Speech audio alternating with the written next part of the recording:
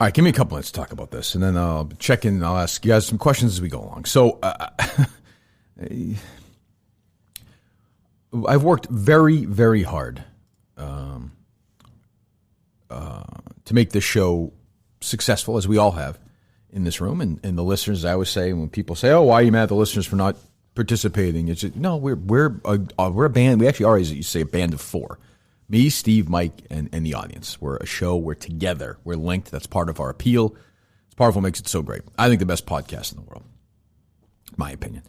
So when we fuck up, I get so pissed off.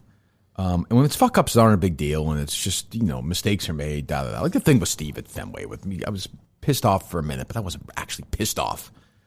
When things happen that are just don't make any sense to me, I get so angry. I was so mad this morning when Steve sent me this text that we had this show on the other night, the Young Minifan show on YouTube. It was with this kid who was in high school in California and this guy from Maine who was like 25 or something. So I see Steve text me this morning. I hadn't seen this. I don't know. What time was the text sent at? The tweet said that, Steve. Late last night. So he's on California time. So I think it would have been after we'd all gone to bed. Okay. It was like 11:45. So he was tweeting it out, bragging about it. Yeah. I know. I'll get there. So this Pistol Pete, whatever his name is, tweets out from the Young Minifan's account, which we're not affiliated with that account, I don't believe. Right? No, it's just another parody account. And it's, they link to the show they used to have on our channel on YouTube. They don't have that anymore. We'll tell you why here in a moment. Some teenager named Pistol Pete has some real estate in at Kelly Martin, peanut-sized brain. Hate to see it, hashtag bang bang, and then at me. So I could see it. And then there's two screenshots. One's 3 messages he sent her on direct message, and then one is her blocking him. The 3 messages are, stop playing shits and giggles with Dana and book guests for Kirk. That's February 10th. By the way, none of these tweets were sent after they were on the air with us. This is all before we even gave them a show. Yeah, like 10 days ago.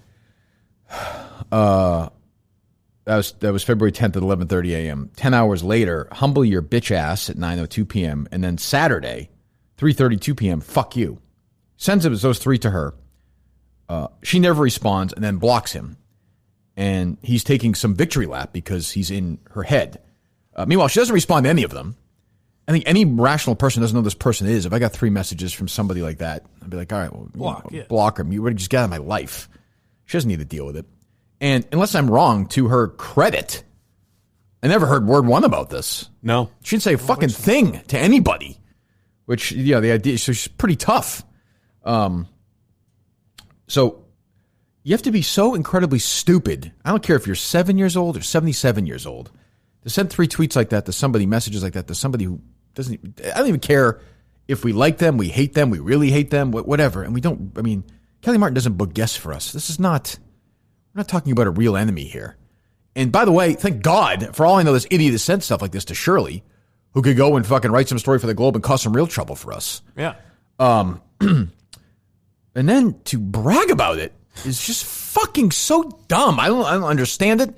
I don't get it. There's nothing in the show's history that would suggest I would be impressed with this at all. Nothing but furious. Now, if you give a 17-year-old some keys to the car, they're going to do some dumb shit.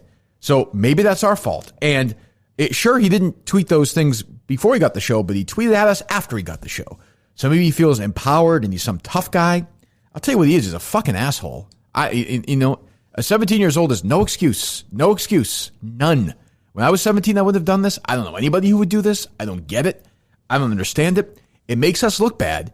When we get first of all, it's an asshole thing to do to a perfectly innocent person whose crime has been not trying as hard for us to get guests that I don't want compared to Pardon My Take or KFC. She's loyal to them. She's in New York. Fine. How many times have we mentioned Kelly Martin? 6 times in the show?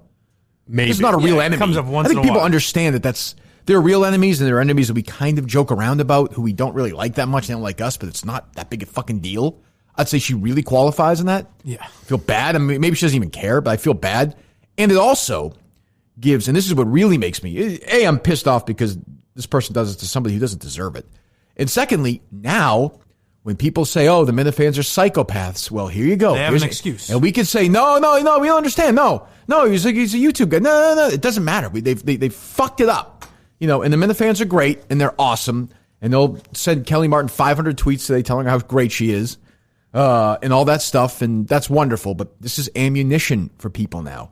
It makes things more difficult for us. And for all I know, this fucking dummy has done it to everybody. He's done 50 of them to Shirley. I don't even know. He's done 300 of them to fucking Bob Murchison or Gabe, whoever. Like, what? I don't understand it. And shame on us for not vetting the 17-year-old, honestly. Like, that's on us. That is on us. That's our fault. Sure. Yeah. So, I mean, that's kind of the problem when you let fans do shows, I guess. That might be a problem we'll run into. Is that I don't think so. I mean, I don't think it'll be a problem with any other shows. I don't think. I mean, we know all the other people basically do That's shows. True, yeah. But we have to do a full, I saw most people were like, what the fuck? A couple of people were like, oh, now, I responded to one of them was like, oh, now you're taking part in cancel culture. It's like, this is not cancel culture. It's just different, yeah. If this guy fucking tweeted. If I messaged Erica today and said, hey, bitch. Be fired. Yeah. But it'd be like if this guy did something political and I was like, no, we can't have that anymore. This guy's he's telling somebody at the company I work for. Oh, we're also not saying that he can't start his own YouTube channel or his own podcast. If he wants to go do that kind of thing, that's fine. Whatever. You're just not going to be affiliated with us. It's our right to association. Yeah, it's just insane. It's insane. I don't even understand it. Have you reached out to this kid or no? No, I haven't. I was waiting to do this first. Well, just message him and say, what the fuck were you thinking? I don't even get it. Like, I actually don't even get it. And I don't know, the idea that he's 17 to me is not an excuse. Sorry, it's not. That doesn't help. I mean, I understand he's younger, okay, but like, what could he have possibly? He claims to listen to the show every day. He did the show. I watched some of it. He seemed like a fairly reasoned-minded person. Yeah, it seemed all right. He's young, fine, but what made him think that I would be like, oh, that's fucking killer, man. Good job. Way to tell this person who I don't fucking has nothing to do with our show at all. To call her, a bitch and fuck off. Like, where in the past has that even been suggested? Part of it is definitely the cloak of anonymity that he had behind the Young Minifan's account, because he's, he said something about not wanting to tweet out his actual Twitter handle because he uses that for football his recruitment. Private or something. So he's like aware of being responsible on social media. That's going to be over. I mean, they're going to find him today and tweet it out. Right? I mean, I would assume so. Yeah. Yeah. I mean, we can pretend. I'm not saying they should, but we know where the account is that's been tweeted out before. I think I've tweeted it out myself. Yeah, it's a protected account, right? Through it, yeah. Yeah. I mean, these fucking parents. What the fuck are they doing? Like, I don't get it. I don't get where you're like, hey, this is awesome. I'm going to tweet her 3 times, and yeah, I'm in her head. Like, I get they're trying to do what I do, I guess, but like. Yeah, that's not what you do. And no, but I can understand where he thinks that. Maybe he's thinking back last night. 10 days ago, I owned Kelly Martin hard. I need to take a victory lap on that. It's bizarre. But even before I saw that, he was tweeting at like Hard Factor, saying like we have more views than you bitches or something. Yeah, I saw that again. Even this morning. I was like, ugh, that's not great. I don't even get it. I don't even understand. Like, he's just a cocky kid, and he got a little bit of attention and was like pouring gasoline on a fire, and he. I guess we learned our lesson. We'll just never do it again with kids like that. So we give a 17-year-old the keys to the car. This stuff can happen. But I mean, that's on us, I guess. Maybe we should look at the social media history. We said, then why is this a protected account? Let's see our tweets. Yeah, I don't think that we would have been able to turn up any direct messages that he sent. Well, we could have. I know. But now we know. Yeah. And again, we should be lucky that all we know right now is he's done it to somebody in the company who seems to be pretty cool about it. If he'd done this to Shirley would have said, should have extrapolated, and articles. She would have lied. She would have said this guy is part your intern of or whatever. Or not even that. He's done a show on his network. Yeah. So she wouldn't even have to lie. It would have been ridiculous. I don't know the kid. I've never met him, never spoken to him. He did a YouTube show on our YouTube channel. But still, we allowed it. We spoke for it. We speak for this person. That's on us. This is, he's a fucking idiot. You can't change stupid, but we can change how we do this. And this is our fault. I was saying yesterday the kids run the fucking Instagram account. It's just fucking stupid. Yeah. And, I don't know. It's frustrating. It pisses me off. It's my fucking name. It's fucking. So Kelly Martin sees these. She's like, what the fuck? Yeah. And that's my fault too. Like I get a message from a kid that says, I'm 17 years old. Can I do a show? I'm like, sure, that'd be hilarious. You know what I mean? So I didn't really look into him at all. Like my instinct was, that could be fun. I know. I actually think we kind of got off easy because we found out about it as quickly as we did. Just one 20-minute YouTube show. Well, here's the truth though. I mean, if he didn't tweet this out, She blocked him. She wouldn't even know he probably had the fucking show. She wouldn't put it together. Like nobody even thought. Yeah, of why it. would you think? That's the thing. But I'm just saying, if he's got this asshole instinct in him, it could have gotten a lot worse without us knowing about it. I mean, say he had some role running the Instagram page, and he's sending direct messages under official show accounts. No, totally. Yeah. So I mean, I in one way, I'm kind of thankful that he was dumb enough to just tweet that out last night, so we can just kind of amputate him right away. I guess, and I'm telling you, I don't even get it. I guess you're right. He's just a dumb. Just a dumb, cocky kid. But, I don't know. I mean, he's 17 years old. Now, I know that's young, but I don't get where you think that's great. I just don't get where you think that's funny. Or like, hey, Kirk's put it this way, if you listen every day, whether you're 17 or 47, you're not going to be like, oh, Kirk's going to really like this. Also, not to language police or anything, but to go into some woman's DMs and say, crazy. Hey, you're dumb bitch ass, and then post it as a screenshot and be like, look what I said, guys. I think I'm fine with language police on that. She's a fucking innocent. Like, I don't even understand. Like, I don't even get it. Like, I don't like. I'm gonna fucking beat up your. What does he say to your bitch ass? What does he say? Humble your ass. What does he even fucking mean? Snoop Dogg-esque. Yeah, your bitch ass. I mean, what the fuck? Stop playing shits and giggles with Dana and book guests for Kirk. Humble your bitch ass. Fuck you. What? I don't even get it. And I didn't see this cocky kid in the Minifan. I don't know the parts. No, he didn't come off like that. There was a little bit of it. Yeah. There was? Yeah. What part? Maybe this is what he meant when he said go bang bang. Yeah. I guess fuck some maybe. people up. Yeah. He's gonna. And now it's over, just like that. I mean, he could have done a nice thing once a week, had some fun. Yeah. I mean, just look at Robbie Fox. Remember we were talking about him down in Miami? He hustled. He was, trying to do stuff for Big Cat. Yeah. And now he's got a job. He's a huge personality at Barstool. I mean, any kid who comes in and hustles could open the door for him. For us, for sure. Yeah. I mean, if he came in here and did a good job and was part of the world, and they'll play it up like, oh, these fucking pussies, like, oh, they don't let me do whatever I want. It's like, well, that's not how. I'm sorry, it's not how the real world works. No, I mean, he could do whatever he wants. Sure. He's just going to do it on his own YouTube channel. Yeah, and we don't. He can go brag about how many viewers he's got on the Pistol Pete show. We purposely don't. We don't fucking go below the belt in fights like that because we always have the fucking truth on our side. There's never any reason for it. But even when you do go below the belt, it's one thing if it's on air. Going in DMs is totally different. I think it's also like then it's personal. Yeah. And also, we can say, oh, this is the fucking double standard, and there is, and that's the way the world works. Like, if he had done this to KFC, we might have him on, we might laugh about it potentially, but we would probably fire him. But it's different for a woman. I'm sorry, it is. It's just you can like it or not like it. Well, and there's double standard. She's a fucking innocent woman, and you've got this guy. She doesn't know who he is. She doesn't know where the fuck he is. Say I'm gonna humble you, and you're a fucking bitch, and fuck you. Like that's just it's fucking crazy behavior. There's something to what Portnoy says too, where we've known you for a fucking day. Like if you'd been here for a year, 5 years, or whatever, then it'd be different. Oh, but this kid? Yeah, but we don't know the kid. No, right. And I mean, and I could say all day we're not affiliated with him, but he did a show on our YouTube channel. Yeah. So I mean, we can, you can fucking blame us for that. That's on us.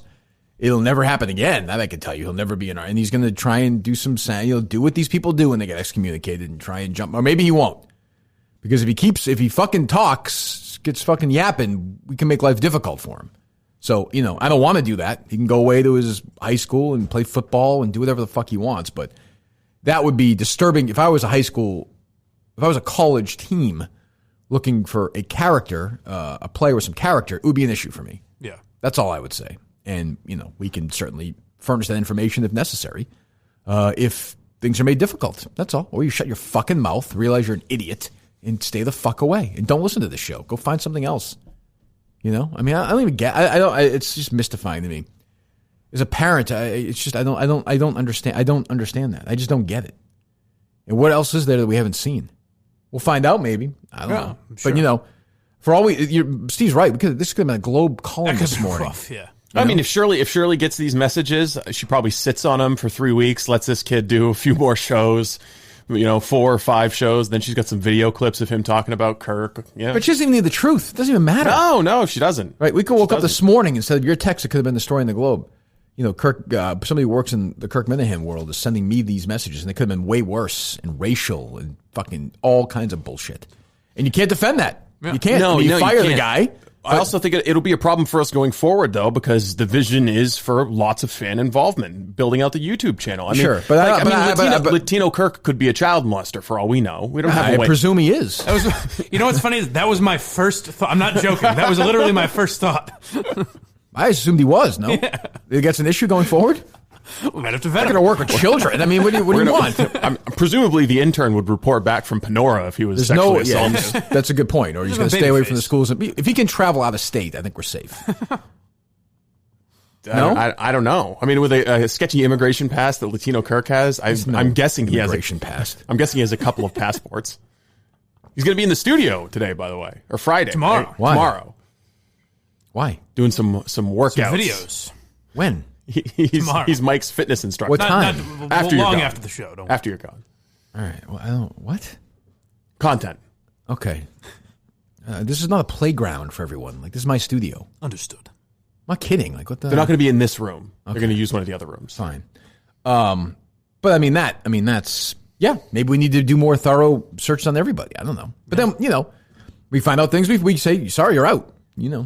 But I think 99.99% of the Minifans are really good people, and they do the best they can, and they're fun, and they're involved, and they have a good time, and it's a community, and that's great. And I think when things like this happen, you'll actually see the community step up as well. So I'm not that concerned. That part of it I'm not that concerned about. We gave the keys to the car to a kid who was too stupid and immature to handle it, so now he's gone. And, and a lot of the blame is on us. That's, I'm not going to sit here and fucking scream and rave when a 17-year-old does something stupid that we have no blame in it. We absolutely do. So we took care of it. It's done. It won't happen again. But I saw it this morning. I was just like, honestly, just befuddled. I was confused. I don't even understand how he thinks I'd be like, that's fucking awesome. You know what? Good. You know what? Let's call him. Let's have him on and congratulate. That's a really great job you did. Like, way to go. That would be something I would be, not only not tag you, I would be nervous that you would find me like, shit, I did this 10 days ago. Now I have a show on the YouTube. I hope he never finds it. Like, yeah, I don't know what Kelly Mart was doing, collaborating with fucking Dana while he was making the company fucking like $3 million. I don't know why she wasn't concerned about us having guests on. Like, book Gilbert Gottfried for us, would you please? Instead of I don't even care if she does anything for us. I've said that. I don't care. She doesn't like our show. Fine. So what? Not for everybody. Do your own thing. I mean, I think we joked about her in Miami once. It never crosses my mind. That's the other thing. Like, I don't want anybody being targeted like that at all. And now, I think if you disagree with somebody, go at them on social media. But do it like we always say. Fucking use the facts and have the truth on your side. And do it publicly. Yes, and do it publicly. Not that way, but do it publicly. No. Just like they always have done until this stupid thing. That's the compliment I've always given the Minifans, is that they never in any battles you never see like die motherfucker you cunt or anything like that. You never see that really, and then it's disappointing when it happens. Well, I mean the problem is like I said, that hurts. This hurts our argument. Yeah, fair or not. I mean, it's just going to be remember the time they went after Kelly Martin, and you're trying to explain it, and it'll sound like you're fucking making some bullshit excuse. Like, no, it was just, then you get caught in that game. Yeah. Fucking maddening. Absolutely maddening. I fucking hate this kid. I really do. All for what? For some shit YouTube show that sucked anyway? Fucking 100 people watched? I don't even, like, it's just not. That was the weird thing is I saw him bragging about views. I was like, didn't do that great. Like, calm down. But he's a kid. I mean, that part I know, it's probably exciting for him, but still, just to have the instinct to go, hey, hard factor news, or whoever the fuck he was tweeting at. Yeah, well, I mean, and some of it is a kid. I do understand that, but it's just, anyway.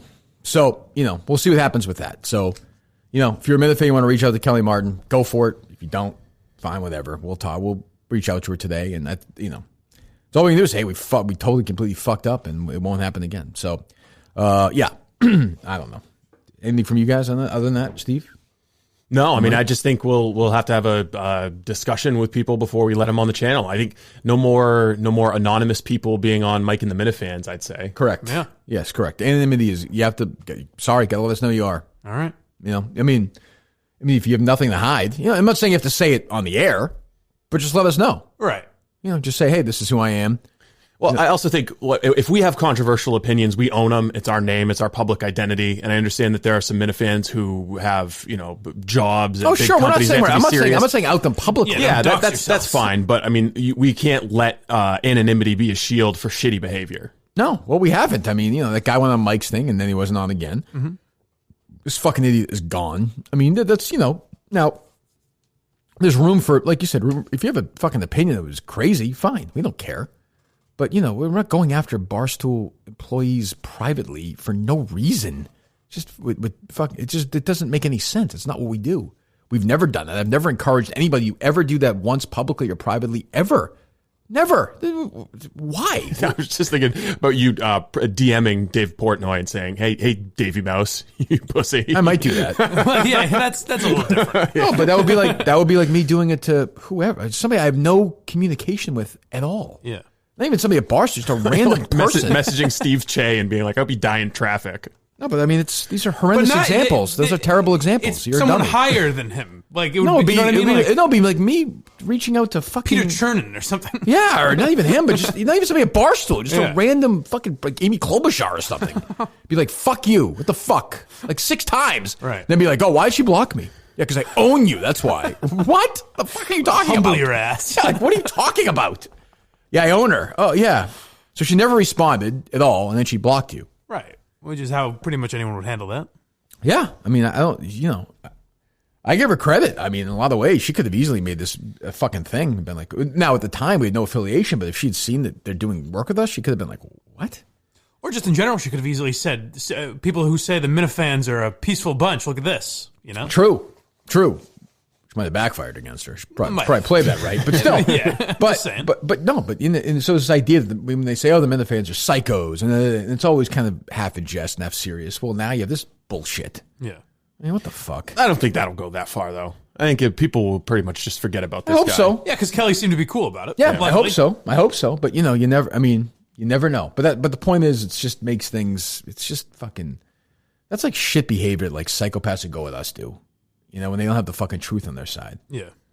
Who cares if she books guests for us or not? I don't. That's the kind of shit I got during the Albright affair.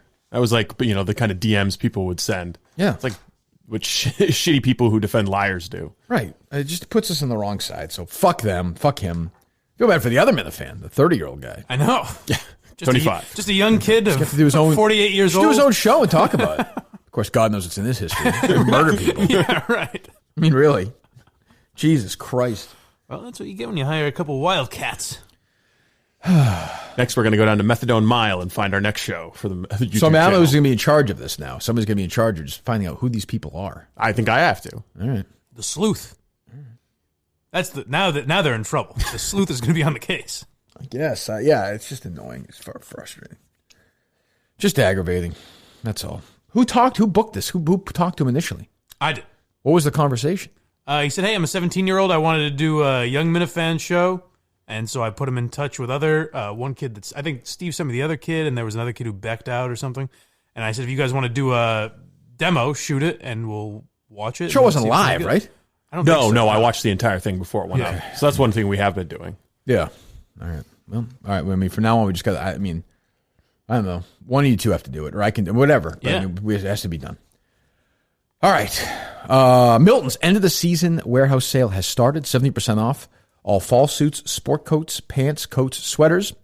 Stuff will sell almost as fast as it will, but so get moving right now. Milton says all of today's most popular brands, Michael Kors, Calvin Klein, Ralph Lauren, Hugo Boss, all on sale. Suits are $100. Winter coats under $50. Sweaters under $15. You can go to South Shore Plaza in Braintree, Chestnut Hill Square, Chestnut Hill. Go online to Miltons.com. Check out their warehouse sale page where everything is gone. Once again, you want to get ready for the Wilbur. Reach out to Milton's right now and say, "Hey, I'm in the area. Let's get this suit done now," and let them know the show sent you. When you go to Milton's, let them know the Kirk Minahan show sent you. They like that. They like getting the feedback for their advertising bucks. They're very thrilled so far. Let's make it even better for them. Let's have a good spring with these guys. South Shore Plaza, Braintree, Chestnut Hill Square, Chestnut Hill, or go online right now to our great friends, Miltons.com. Go to Miltons.com right now today and tell them the Kirk Minahan show sent you. I left the show yesterday. This is not as important, but aggravated me in a weird way almost as much. Did Mike use Dale Bear for a video yesterday? I did not. I heard Dale Bear. No, I turned him on for a video, yeah. I was against it. Why? Because I thought it would be funny. I just used him. I bought him. It's mine. Don't touch him. Right. No more touching Dale Bear. Serious. Okay. What are you doing? That's my character. I just turned the music on. Why? I just did it in the video. Like 2 seconds before. Yeah, your video didn't go live. Yeah, okay, but that was later. But so what? I don't want anybody to sit in this desk ever again.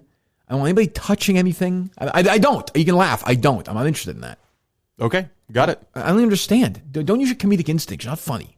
I'm not being funny. I'm just saying, great. I won't touch your little stuffed animal. It's not the point. It's a character on the show. Don't kill it. Okay. You're laughing, but I know what I'm doing.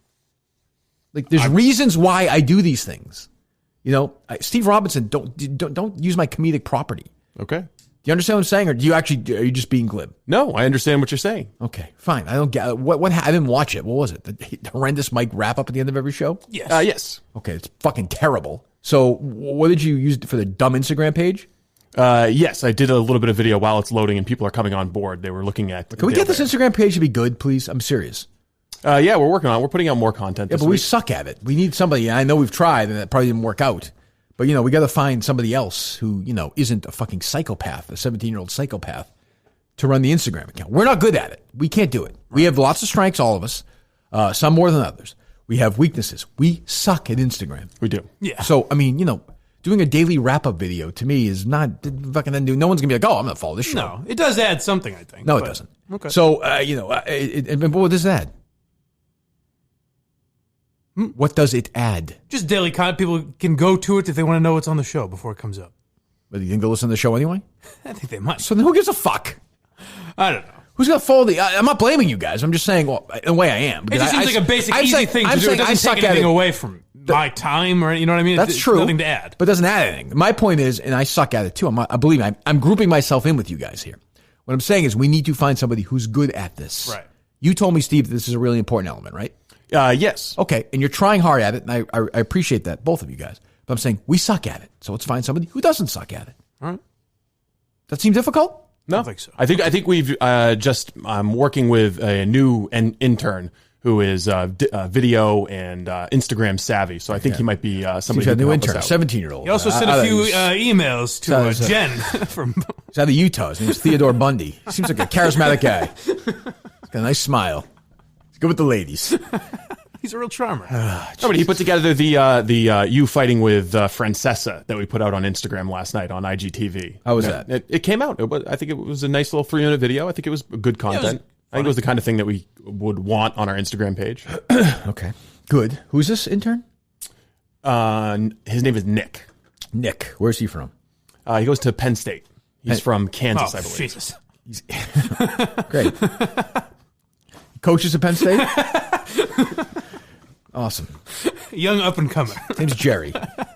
He's only allowed to use a computer for half an hour a day. It's weird. He gets half-hour a day supervised, they say, but I don't know what that's about. His wife's very nice. A little older for an intern, but... His wife Dottie's lovely. He goes to Pitt. Yes, Pitt. Okay, so he lives down there. Lives in Kansas, but... Yes. He lives in Kansas and goes to Pitt? Well, I mean, he's from Kansas. Oh, he's from Kansas, okay. And he goes to the University of Pittsburgh. Yeah. So he's interning for us right now. Yes, as of yesterday. So we got the guy with the hair, the guy with the sneakers, and Nick. Yes. It does seem like we find the oldest possible intern. Like, I mean, even... And they inevitably both in age, suck. but in, feel. They feel like they're 75 years old. Yeah, I don't know why they can't... I mean, maybe this kid's good at it, but, Harry Minahan is better at Instagram than any of us are. Let's get him on it. I'm serious. Give him the password. Well, for sure Kate is. That's definitely true. Like, we should hire a 14-year-old to do it and then give him a show. Well, I think part of it is, correct me if I'm wrong, but you don't use Instagram. I do not. No, you use Twitter. Neither do I. I'm saying, I'm not saying I'm innocent at this. I'm saying I'm equally guilty. I suck at it. I'm not blaming you guys. Well, I am. You're younger than I am. I mean, you should have some fucking idea how to do it. But part of the, if you did a daily rap, it would be a lot better and it'll get a lot more views. That's the problem. It just feels radio-y and fake to me. Like, what a show today. We really got it done today. We talked about this. It's instant. But you don't have to do it like that. I like to be somewhat do things differently. I like to find something new to do with this and find a young person who's creative at it. I don't think that's. If something tells me his name is so boring and he's from Kansas, only Nick from Kansas is going to be our Instagram. I just don't. I don't. Boring name. He just sounds. We've had sneaker intern, hair intern. He's boring intern. He is. He's just a loser. That's a loser name, and it goes to. Think about that. Nick, Kansas, Pitt. Those are just 3 boring words. It's not even his fault. I think he's just doomed. I think he's Pitt does seem like an old man. Like that's where old men go. Picture him. He's taking the truck, kissing mom and pa goodbye, and going to Pitt from Kansas for the fucking. Is he listening to the show? Yes. He sounds like a loser to me. All you know is his name. Does he seem like a loser to you? A little bit. Yeah, I mean, but I'm just curious. And Steve hired him. Not one of the greatest records in hiring interns. Would you say? I think one miss. You got one who's drugged out, drunk, taking photographs at our event. The other one who's fucking busy trying to kill himself. And this drip, Nick. It's only our show with the three biggest losers on earth. Nick, the hair guy, and the other guy. Justin, Will, and Nick. 3 Spitfires. I mean, are there 3 people on earth you'd rather not spend time? I mean... No, that's a different discussion. I'm just saying. Well, I mean, Will is going to be doing some... I have a list. I have a list of 3. You want me to do my list of my list of 3 worst fucking people on earth? Justin, Will, and Nick. That's only the 153. Justin's a nice guy. Oh, he's great. Great. He's a big talent. He's added so much to the show. What's he done for the show? He got Mike up to Madawaska. Great. That really fucking... Why would you even say that? That's what I'm saying. What has he done for the show? He helped with the Red Robin investigation. The YouTube. Okay, all right. Cuts clips for YouTube. He helps with Mike and the Minifans. Oh, great. Wonderful. Just naming things. Okay, good. It's great. Mike and the Minifans are the fucking 50, murders they've had in the show, probably. Listen. We don't have a clean record, but we're a fiery bunch. I mean, for all we know, fucking Matt from Providence could have killed 40 people. Right. That's what he probably has. Yeah. Yeah. Not the drugs he's put in this system. Very likely. He probably doesn't even know. Right. One of the interns, when are we finally rid of these 2 people? Are they just going to be interns with us for like 10 years? I know when you get addicted to the show, you don't leave. Yeah, they're lifers. Are we just stuck with these guys? Unfortunately, I was in a bad mood. Today's already it's a good show. I can already feel like this is going to be good. I don't want this to be a good show. I want this to be a bad show. I'm in a shit mood. When the semester ends. They're gone. Yeah. We're going to lose Justin and Will. I mean, I think they'll still be part of the world, right? It'd be great if you were very upset about that. Now they're not leaving. They're not fucking leaving. I love those guys. Right.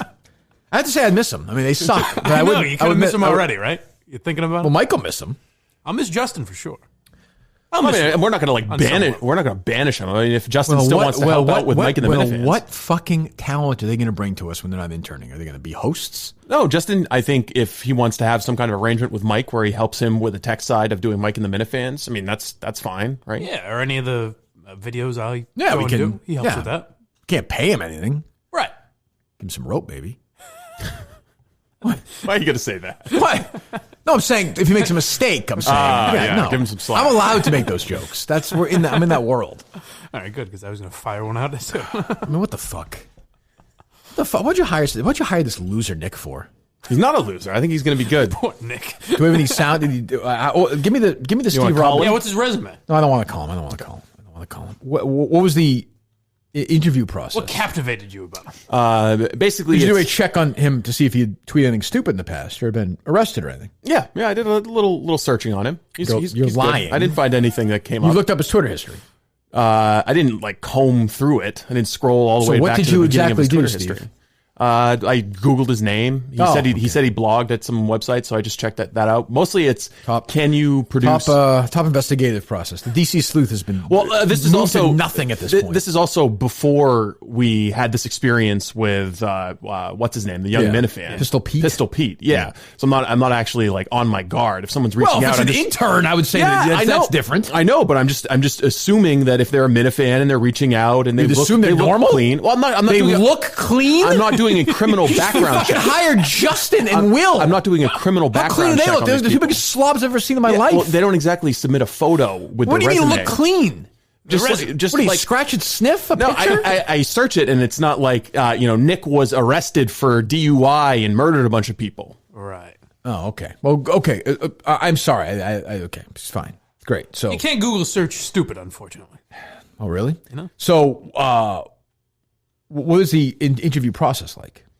The first thing is for them to put together promos.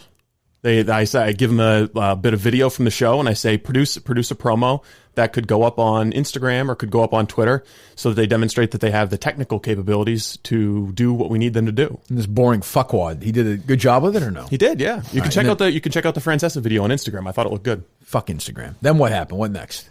And then I say, all right. He's hired at that point? Does he get legitimate college credit for this? So I don't think he can because he's maxed out his credit hours for this semester. Why is he doing this? Just because he wants to have the experience. He wants to be part of the world. Oh, we. Hey, everybody gets fun with us. Hey, everybody, you want a lollipop? It's fucking unbelievable. This world is. What the fuck have I created?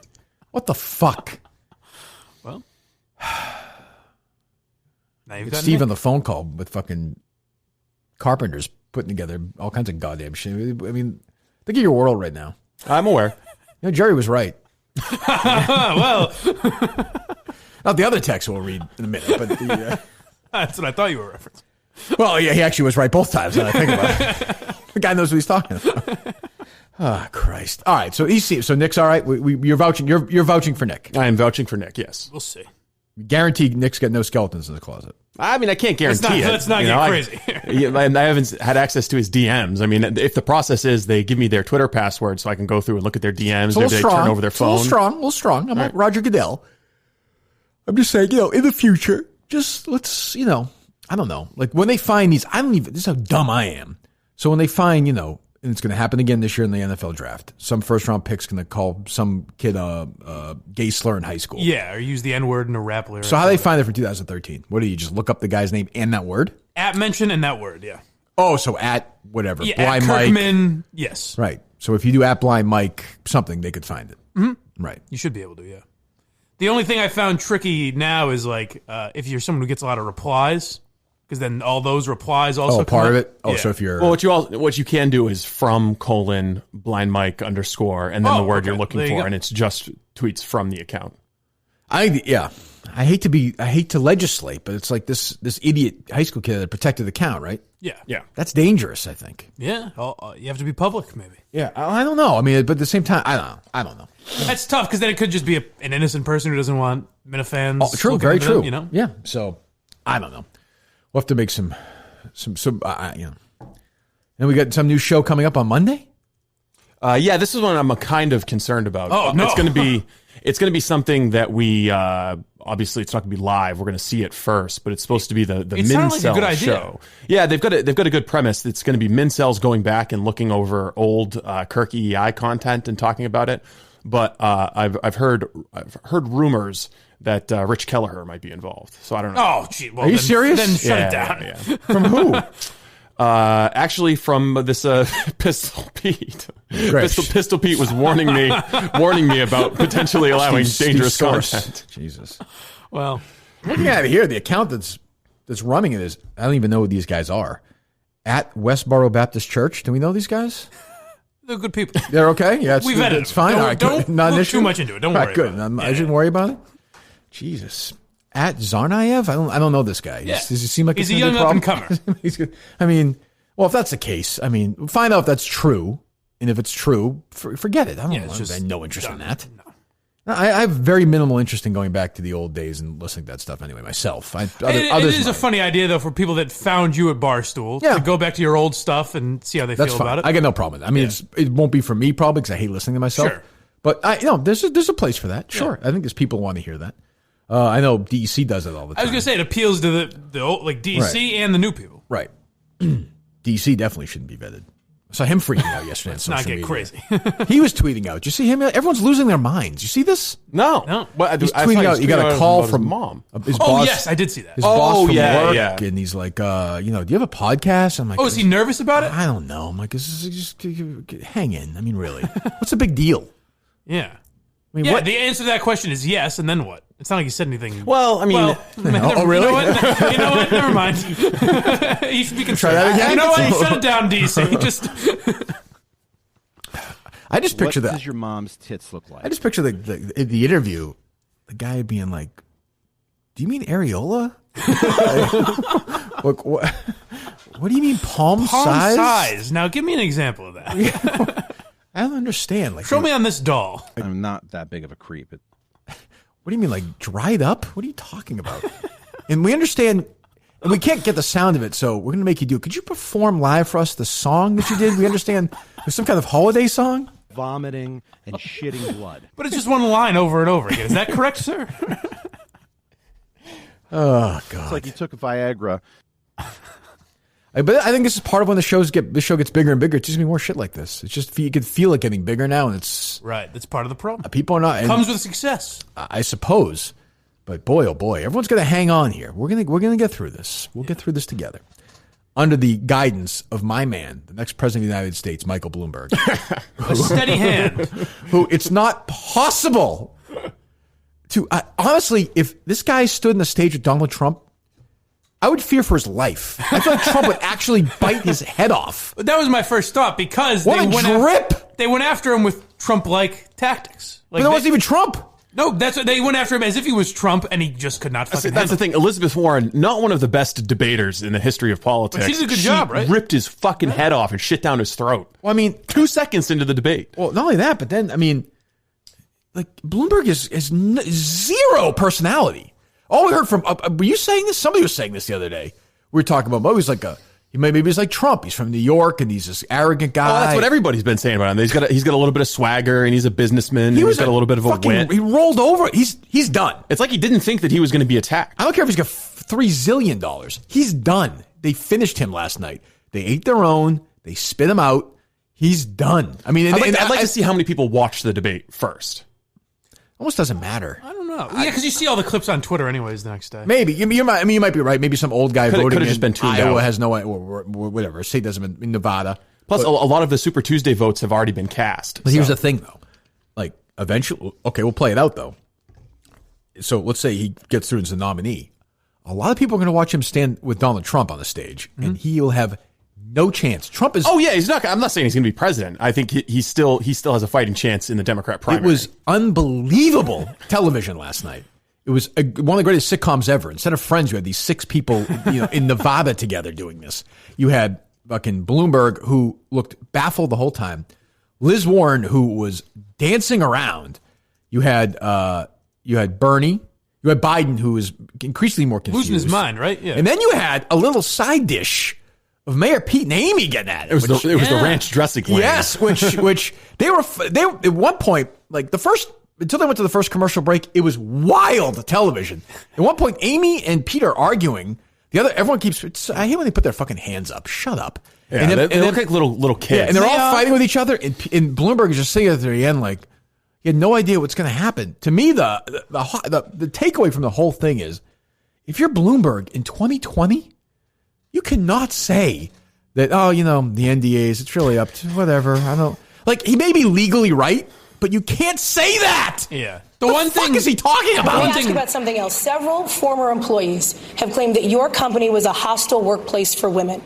When you were confronted about it, you admitted making sexually suggestive remarks, saying, quote, "That's the way I grew up." In a lawsuit in the 1990s, according to the Washington Post, one former female employee alleged that you said, quote, "I would do you in a second."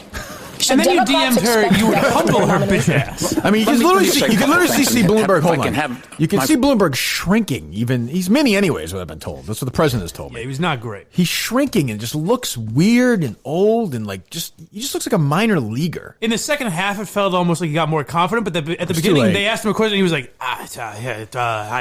Steve's point, a lot of people didn't watch, but the takeaway is that he's a loser now. Yeah. I think the biggest winner of the night. Well, first of all, Trump, and second, Bernie, because he didn't really get a shot landed on him. No. I mean, there was a line Bloomberg said something about, look at the socialist who's got 3 houses. It doesn't do anything. Who said that?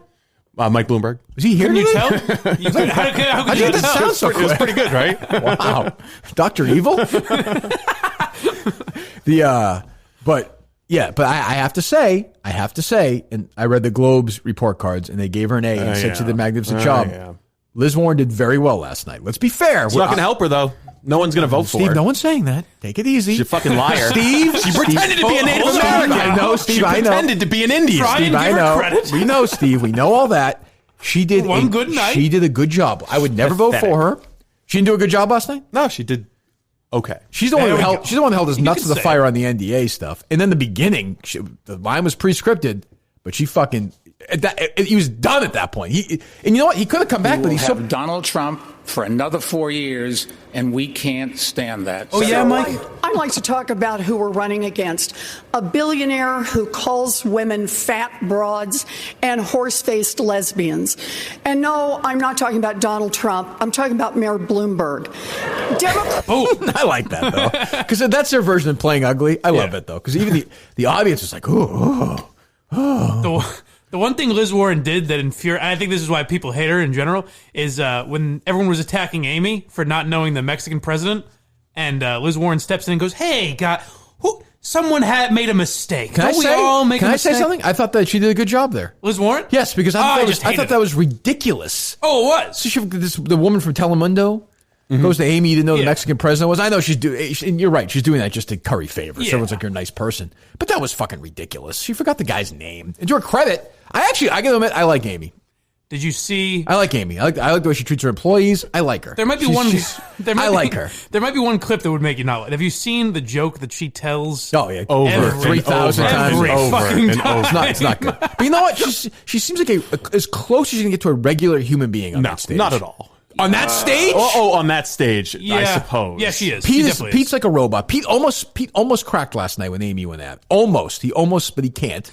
Biden is not even like a human being. Bloomberg is, it's just bizarre. Liz Warren's Liz Warren, and then there's Bernie Sanders. What a fucking collection of people on that stage running for president. Pete had one good line though, where Bernie mentioned his health or something, and Pete said something to the effect of, "Yeah, it's great that you were well enough to be here tonight," or something like that. It's good stuff. I like the part where Bernie and Bloomberg were arguing over whose heart stents were most recently put in. Like, what? Well, at one point they talked about full disclosure, and Biden turned to over the NDAs, over the sexual harassment stuff, and Biden turned to Mayor Pete, and he's like, like what you did when you went, and Mayor Pete was like, well, to be clear, it's not exactly the same as Bloomberg's situation. I like Biden has essentially become like the grandfather at this thing. Where he's just kind of like waving his hand. He's like, I got something to say here, and you're like, well, what are you doing here? There was a point when Warren was grilling Bloomberg, like, how many NDAs? Oh. How many NDAs? He's like, well, I might have told a joke. Maybe Bloomberg. Somebody might not have liked that. That was her best moment. She was like, well, what, how many? Like, he's like, well, as I said, both sides have made. He should have just said, you know what? That's a problem. So if he says, the women are free to speak, well, why won't he say that? That was her best moment, where she said, well, then are you going to release them from their NDAs tonight? Yeah. He's like, no, they made an agreement. I don't want to violate the agreement. It was consensual. But exactly. They both have an interest in staying quiet, so they need a legally binding which document. Begs the obvious question, Mike, why won't you let them free? What are they going to say? Right. And he's right. Legally, it's a tough one.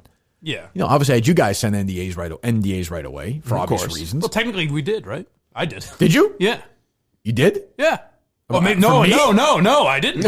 About me? No. Just like working here. You have to sign stuff automatically. I didn't. Nope, me neither. I actually did. Supposed to say that. I actually didn't. You did? Nope. Did you really? No. Did you, Steve? Not a non-disclosure agreement. No, but there was paperwork about. There's obvious language for any deal you sign. It's not the same thing. No. It's like we can't give away all the. What? See? What are you talking about? See what I'm saying? Well, I didn't know what you're talking about. I was going to attempt a joke about the company that just bought a large stake, and I decided I'd spare myself the work. I didn't know they were when we it out. signed here. That's true. That's true. But it was for a rare one. It was wonderful television for half an hour. I went in. You could feel. I was like, I'm gonna actually watch last night. I know it's going to be good because they all hate Bloomberg and they're all upset. And there is something too. I'm with that. Like if you've been campaigning for a year and some asshole shows up, it hasn't been vetted and just kind of throws his dick on the table. Fuck him. I'm with him. He mentioned that as if it was like a strong point. He goes, I've only been doing this for 10 weeks. These people have been working at it for years. It is. What did you text me last night? You had a good point too. When they were going, the attack they had on Bernie Sanders, other than he's a commie, he's a red, whatever, was blaming him for Bernie Bros online content. Oh, I hate that. And so that they basically it was the Mayor Curtatone argument that if someone has Kirk Minifan or Bernie Sanders in their profile, then Bernie Sanders or Kirk Minifan are directly responsible for every nasty thing that person's ever said. Well, if somebody does a YouTube show on Bernie's channel, young Bernie fans, maybe. Yes, but you're right. Like, it's just classic guilt by association. It's so dumb, and it's like, what is Bernie Sanders supposed to say at that point? I mean, he basically said, well, the Russians were active in 2016. Maybe they're doing a little bit of this. I thought the Bloomberg was the clear loser last night by any definition. Yeah, but I also would like to know what are the other candidates seeing in their own private polling that led them to bring so much ammo for Bloomberg. You've seen some of the national polls. He's been close second. But if you look at the delegates and the votes that have come in so far, Buttigieg and Sanders should have been the top targets. But clearly, they're seeing something about Bloomberg's rise. Well, I think they looked at it and said, "Well, Pete and Bernie are both gettable. We don't know much. Bloomberg's an unknown. He's a wild card. He's spending all this money. Let's try and kill him before it starts." I also think one of the big takeaways was when they asked who here will who do you think should be the eventual Democrat nominee, the person who wins the most delegates or the person who comes out of the convention, something along that line. And everyone except for Bernie Sanders said whoever gets the most delegates should win. Right. So it's like they're basically telegraphing that they're going to fucking steal this thing from Bernie Sanders. We've also seen the history of these primaries, like the hot thing pop up and get to number one and then get destroyed and knocked. I mean, fucking Herman Cain was leading. Oh yeah, you peaked too soon. Ben Carson. That happened. Herman Cain. Ben Carson. Michelle Bachmann. We see it. You see. I think it's happened with Joe Biden before, actually. Yeah, I mean, whoever. We see it every. Wesley Clark. I mean, this happens, and then Chris Christie probably was. Chris Christie was the hot guy for a while. Jeb Bush. Yeah. Where it's sort of then you see them and like you saw Bloomberg. Rudy Giuliani. Rudy for sure. Fred Thompson. You see these people and you're like, oh, wait a minute. They're not actually going to be president. They're not presidential. Nope, not so much. We're not seeing it. I think Bloomberg would probably be the better president on the stage. The best president on the stage? Yeah, I think he would probably be best. I mean, for my interest, because he is a little bit more conservative. He's got experience running a large organization. I think he probably. I just look at him though. I'm like, what are you for? What is your thing? Like, what are you passionate about? I don't get anything from him like that. Protecting the powerful interests of the country. I watch him. I'm like, what am I missing here?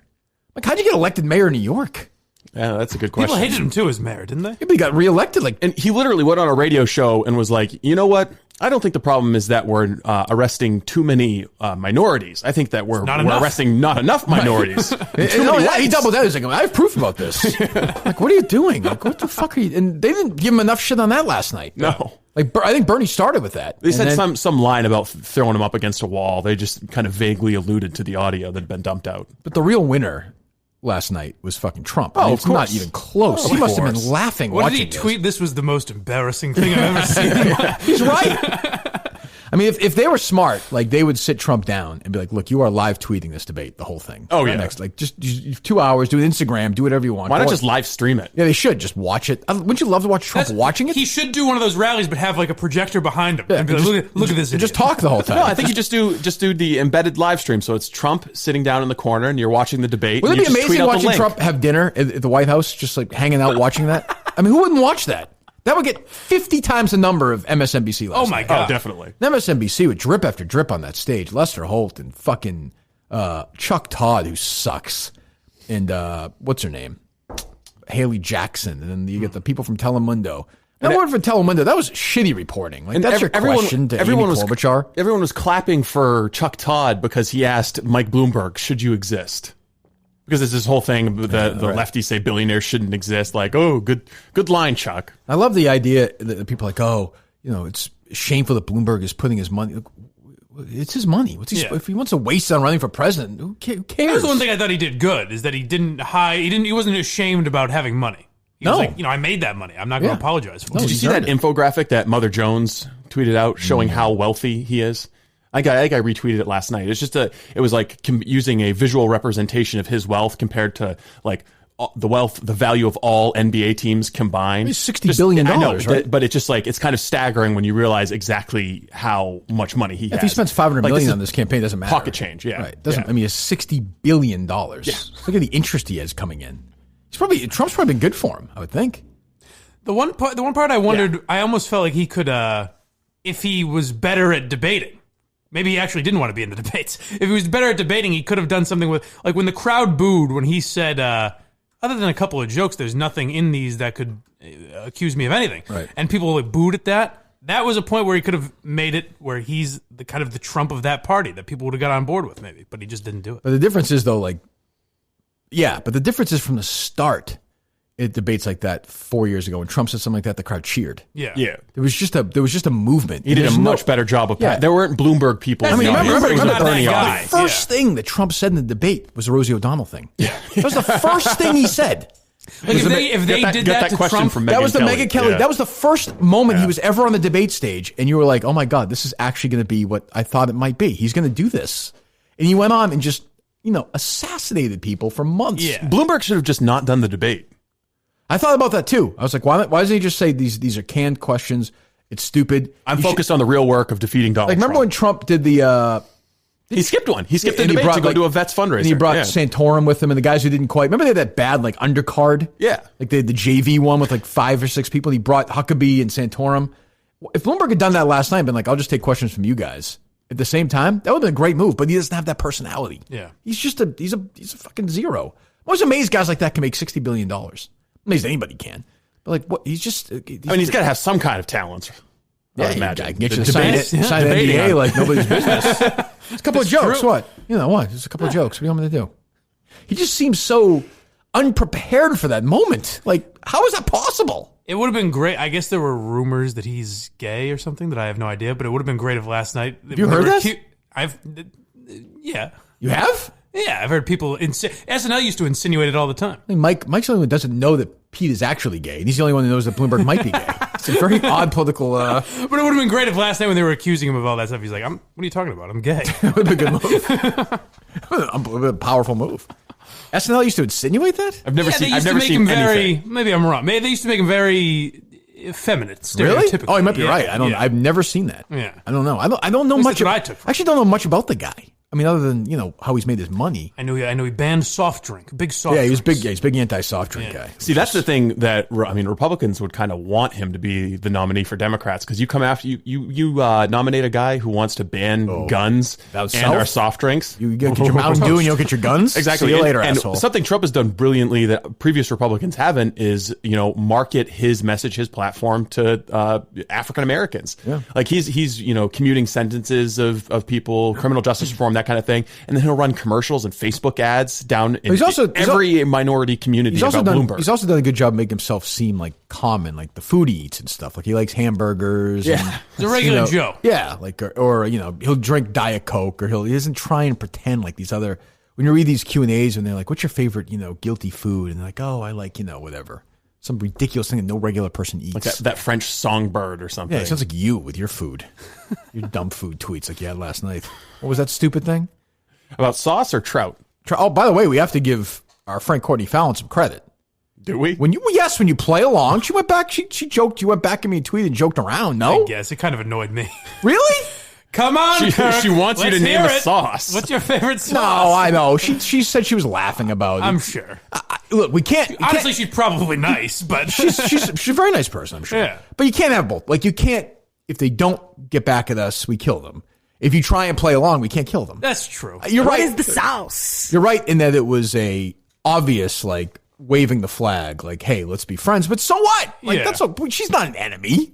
No, I never thought of her as an enemy. I just find her unfunny and kind of sure. annoying. Well, that's different. That's different. Yeah. But I mean, at least she's, as opposed to ignoring us and acting. Sure, that is good. You got to kind of yeah, it would be weird if she pretended that tweet never happened and then accused us of swearing. Because she was well, we'll get there too. But I'm leading to that. So I told you the story a year ago or so when I was doing the radio.com show. She reached out and was wanting to be a potential sidekick on the show, and it just didn't seem like there was chemistry. Yeah, it didn't seem like it was going to work. She grew up in the same town I did, and she seems very nice. So she took this. You saw those tweets yesterday. So I haven't communicated with her in a year or so. And yesterday afternoon, she sent me a random text. It's like, "Oh, I just ran into this guy in Winchester. Thought you'd find that funny." I'm like, "No, that seems a little coincidental." Who was it? Some random. How would you? It's Bear Bryant. What are you? Was it? That'd be impressive. Sir Laurence Olivier. I thought there might have been some significance to it. Yeah, his name was Alan Sauce. Well, that's a coincidence. Is that weird? Yeah. Is that spicy? See, it's a good thing he asked. Who was it? Oh, God, you're an idiot. Sir Sir Paul McCartney. Why would you ask that question? Well, why won't you tell us who it was? That's true. What Now are it you looks like covering you're up? hiding something. You know what? Who are you protecting? It's my private correspondence. I'm not going to get into it. It was I believe. You know what's funny about this? I didn't even really know who it was. I think it was an old football coach from town, John Pirani, I think his name is. Oh, okay. So she was really stretching that. You happy, Steve? You got it. I am. You yeah. got it. I got Steve. to You get broke me down. The humiliated DC this man. sleuth asked the You tough broke me questions. down. Yeah, to me, the people who do shows on our YouTube channel, we leave them alone. Or to our interns.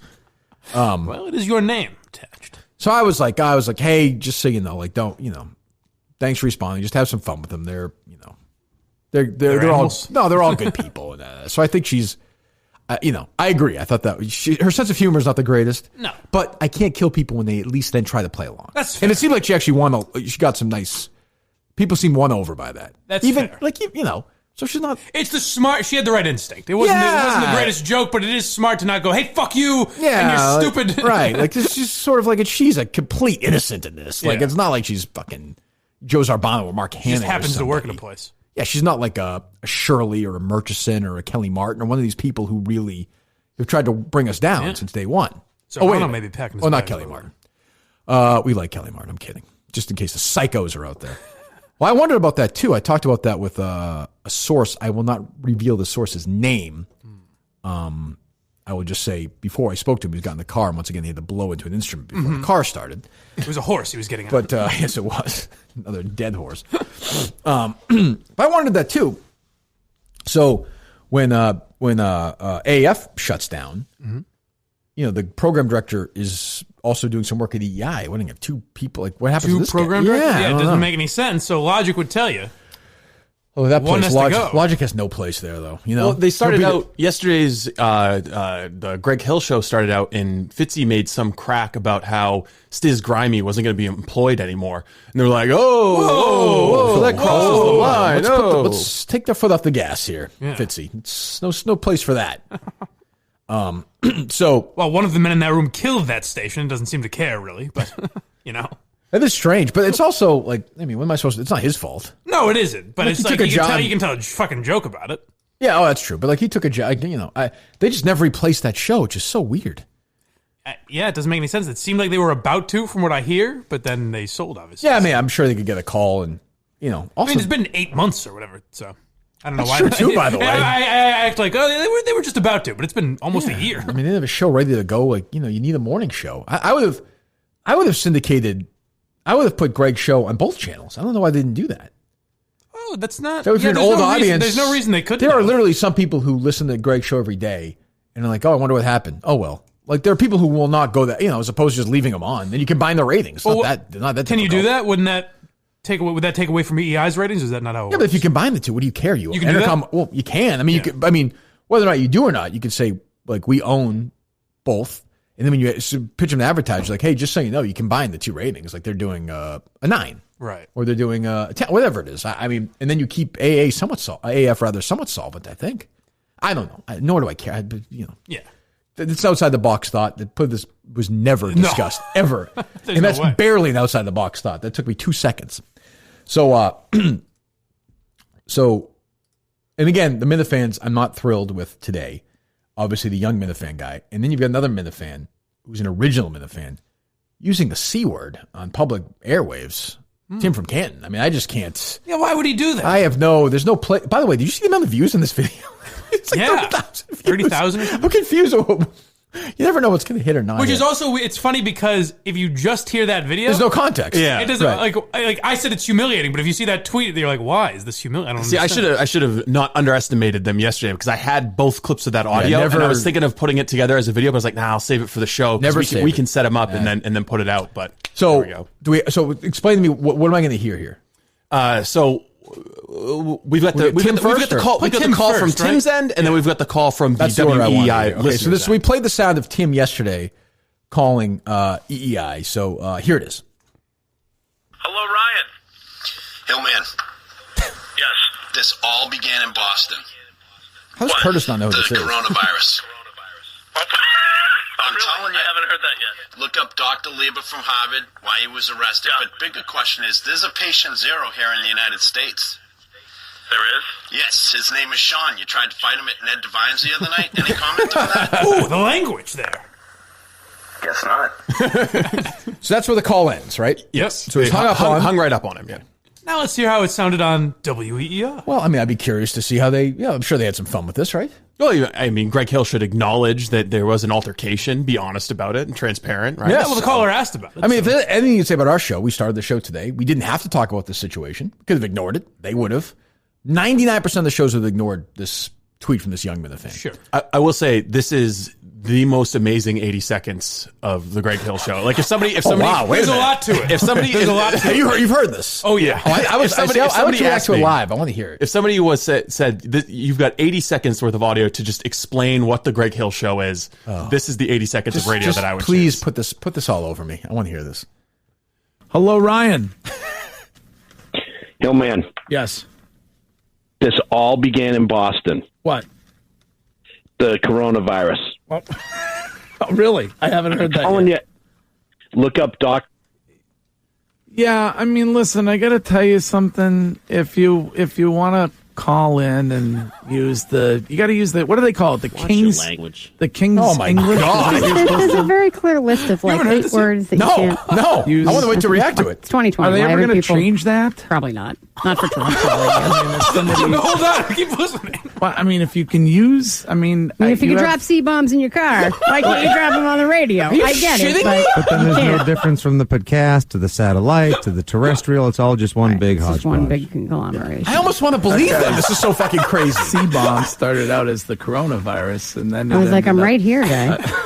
Jesus. I'll tell you a bigger fear than the coronavirus. Have you seen the story? I was listening like, did I mishear Tim? Did he say the concern in India that when our president visits trying to move on, Taj Mahal, oh my God, call them to protect him from a random vicious primate attack?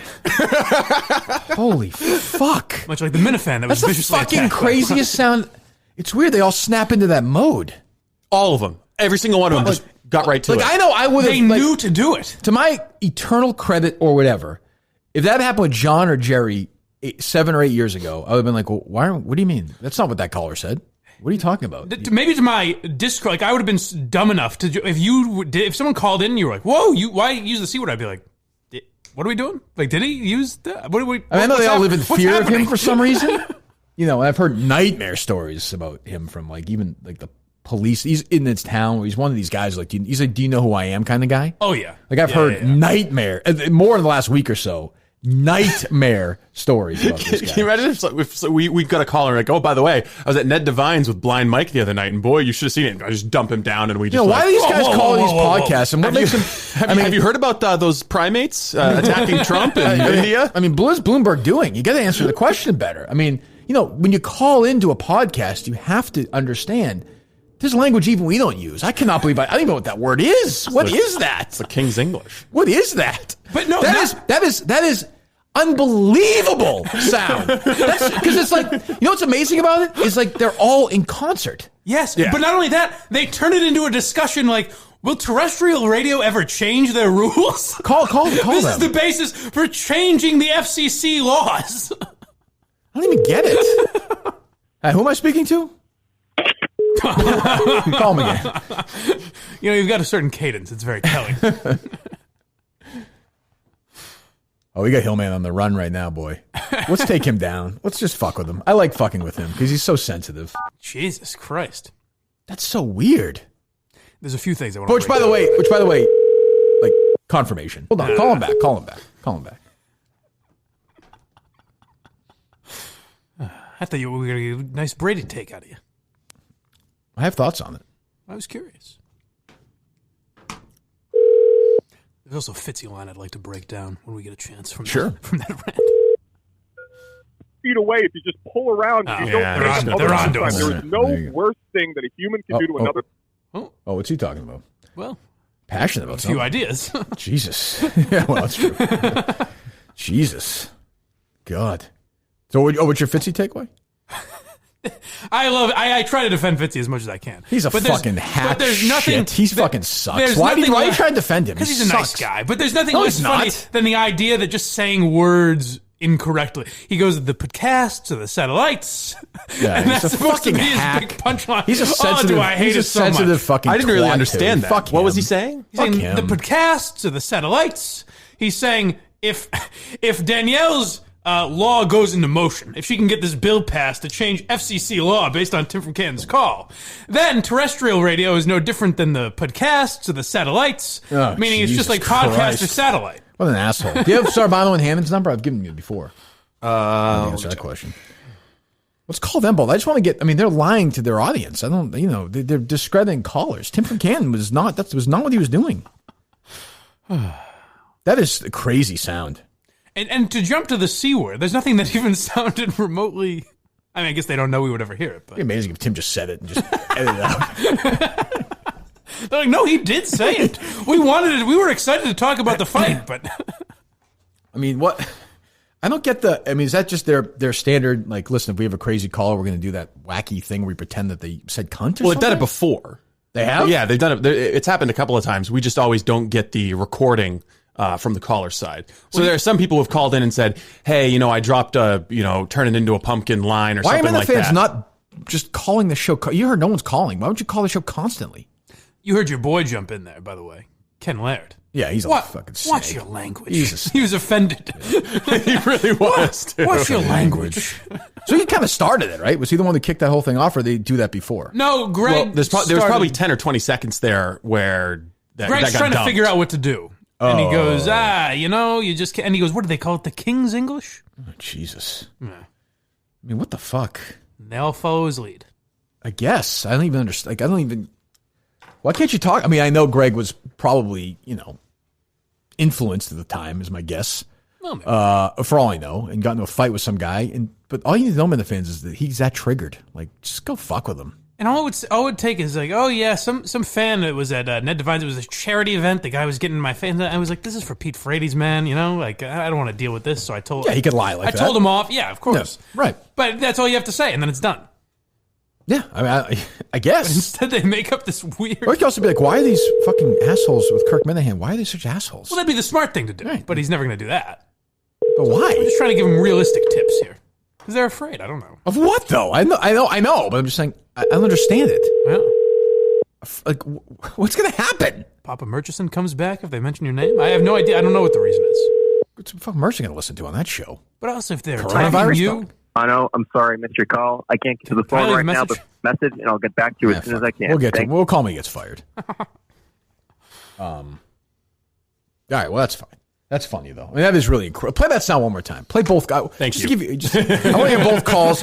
Again, one more time. Tim from Canton, obviously a made guy, one of the original prank callers, a legendary prank caller, making his return to EI. So we get Tim's perspective first, and then their perspective. The listener experience. I'm going to try and give Greg and Danielle and Ken and Fitzy, the whole crew, the benefit of the. And by the way, what a humorless dick face who's answering the phones for them now, huh? Yeah. I miss my guy Stiz. Stiz, yeah. Let's hear that. Let's see if there's a word that's even close to it. You know what I mean? Yes, there is. I've done this, but Hillman. Yes. This all began in Boston. What? The coronavirus. I'm telling you. I haven't heard that yet. Look up Dr. Lieber from Harvard, why he was arrested. Yeah. But bigger question is, there's a patient zero here in the United States. There is? Yes, his name is Sean. You tried to fight him at Ned Devine's the other night. Any comment on that? did I hear a cunt? Guess not. Comment? Oh, comment that a is C word I heard? Comment is very close. Absolutely. Comment. I mean, by the way, when do you think the call was dropped before comment? Well before that. Way before comment. You tried to fight him, dump. Yeah, right. I'm amazed. Who would that be? Call the EI again. Let's see if they answer. Because I just want to tell. Because I want to be clear about what we're going to do when we call. I just want to be honest. Yeah. There's no games. We don't play games. No. That's Greg. That's the host. Like waving his. I've been there with these guys. These pussies wave their arms. Yeah. Hey, this is Kirk Minahan calling. I want to call Greg Hill a cunt on the air. I want to be clear. Is that allowed? Yeah. Can we do that or no? Yes. I do not. Nope. We can play that, right, Steve? Yeah. Yes, please. Who cares? Sue us. It's your show. If you want to play it, we can. I'd like to see. Oh, it's going to play on the show. Of course we are. Yeah. If you want the audio included, I'm just saying if he doesn't know it's being recorded, then technically it's a call violation. back. I'll just tell him it was recorded. Give him a call back. Go. He won't answer this time. Why? They're dying to take phone calls. Nothing else. Is it the same number every time? He's on to you. The master has figured your game out. Guy's good. Do you have anything better to do? The fuck are you talking about your show right now? See, that's the thing is he might think that you're just like sitting in your car calling up trying to harass him. I don't think he thinks that. No. I think they know very well what they're doing. What? So now we hear Tim calling Greg. Yes, from the EEI perspective. Yes, Hello, Ryan. Hillman. Yes. This all began in Boston. What? The coronavirus. What? Really? I haven't heard that yet. Look up Doc. Yeah, I Amazing mean, how listen, much I got to tell you something. If you want to call in and use you got to use what do they call it? The King's language. The King's English. Is that what you're supposed to do? There's a very clear He's list such a of pussy. like 8 words that you can't. So glad his dad's use. dead. I don't know why. It's 2020. Are they ever going to change that? There's a lot. Probably Wait, not. rewind. Not for forever. There's a lot I want to get into. Well, just a bunch of losers. It's like Zapruder film. A bunch of humorless losers. I mean, just I'll say from the dump to the primates attacking President Trump in India. There's a lot. So first of all, she says, "Aren't there 8 words?" Everyone knows it's 7. That's true. I don't know why I'm hung up on that, but everyone knows it's 7. Is Danielle just like she's been doing this for 20 years, where she's taking calls from people, and she's like, "Well, I'll just play along. Who gives a shit?" She knows. I'm impressed. I gotta say that baby boy Ken knows to dump that quickly. No, he's a good little bitch boy. Yeah. That's true. That's impressive. I will say, from a producer's standpoint, there are a couple of things when if somebody starts saying something, to pot him down right away. Like you're on your toes whenever there's a phone call. But what Tim says is so quick. Yeah, but like if you wouldn't know. If Tim Collins, also the thing is, if Tim Collins said that though, like again, and like you would say, "Oh, we're going to pretend like he said the word cunt," or so. It's just a weird. So that almost like comes from Greg, but I'm saying that is to me is a pre-written like law in that show. Like, because Greg probably has these situations happen a lot, I suppose. Hey, if anyone mentions this, what I did, what I did in my life, or when I was drunk, or what, I have no idea. I don't know. We'll just pretend he used a fucking dirty word and we'll do our act. I guess it also sounds quicker from this audio because there's 10 seconds missing here where who knows what they said. Yeah. Or he could have said, "Oh, hey, let's just pretend that he said cunt," and that's dumped. So I don't think it's that fast. I think they have it.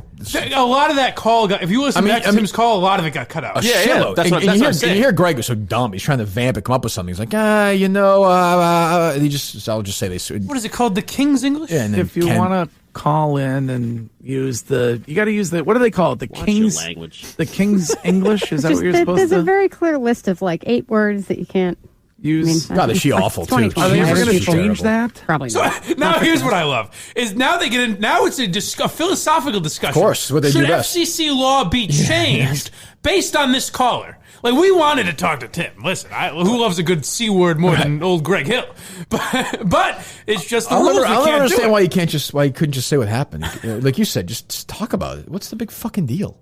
You think he'd want to humble brag? I was the guest of honor at this fundraiser, raised a bunch of money again, for ALS. Say you're at a charity event. It wasn't the time and place for that. Whatever the fuck you want to say. Like, those asshole fans of Kirk Minahan who can't get over the fact that he's gone, fucking came in and harassed me. The thing for Pete Fravies. What a bunch of assholes.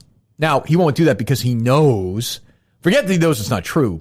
He knows the whirlwind of shit that will come upon him if he does that. Well, I'm sure Sean wasn't just like, well, no offense, but no doubt. I'm a bigger fan of Kirk Minahan's style. I'm sure he was like, I like Kirk. If you're professional and you're of sound mind, you kind of laugh it off.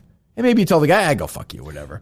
But you don't then get into a physical altercation with him and get the guy kicked out. Yeah. I wouldn't, but I don't know what state of mind Greg was in. I have no idea. So there's a weird moment in the call where what's the woman's name again? Danielle starts talking. She just says something about conglomerations. She does. It just doesn't fit at all. They're just all like mumbling stream of conscience. They don't know what They're just saying word. I mean, we're handing this to you on the platter, Minifans. Go. Radio. I mean, if somebody. Well, I mean, if you can use, if you can drop C-bombs in your car, why can't you drop them on the radio? I get it, but then there's no difference from the podcast to the satellite to the terrestrial. It's all just one big conglomeration. Isn't it funny when he says words? It's all big one conglomeration. It's all one big conglomeration. One big It's just hodgepodge. one big conglomeration of. That guy's C-bomb doesn't apply to anything. I was like, I'm right here, guy. Hillman talk about that guy C-bomb start out as a coronavirus? What is he fucking talking The about? first C-bomb he said was the coronavirus. Then he dropped the old cunt. I guess if you're gonna lie, you might as well just run with it, I suppose. Yeah. They got that call. They took a quick break and all huffed some spray paint. And they're all just sitting there like, conglomeration, Picard. I mean, is it really that big of a deal that he called and did this? Are they really that rattled by it? Well, also, you say he knows the whirlwind of shit he would get. I disagree with that because what we're doing right now, what we're playing over and over again, is much worse. But they're dumb, though. They're dumb. Right. Now, the real dummies in this are Ken and Chris.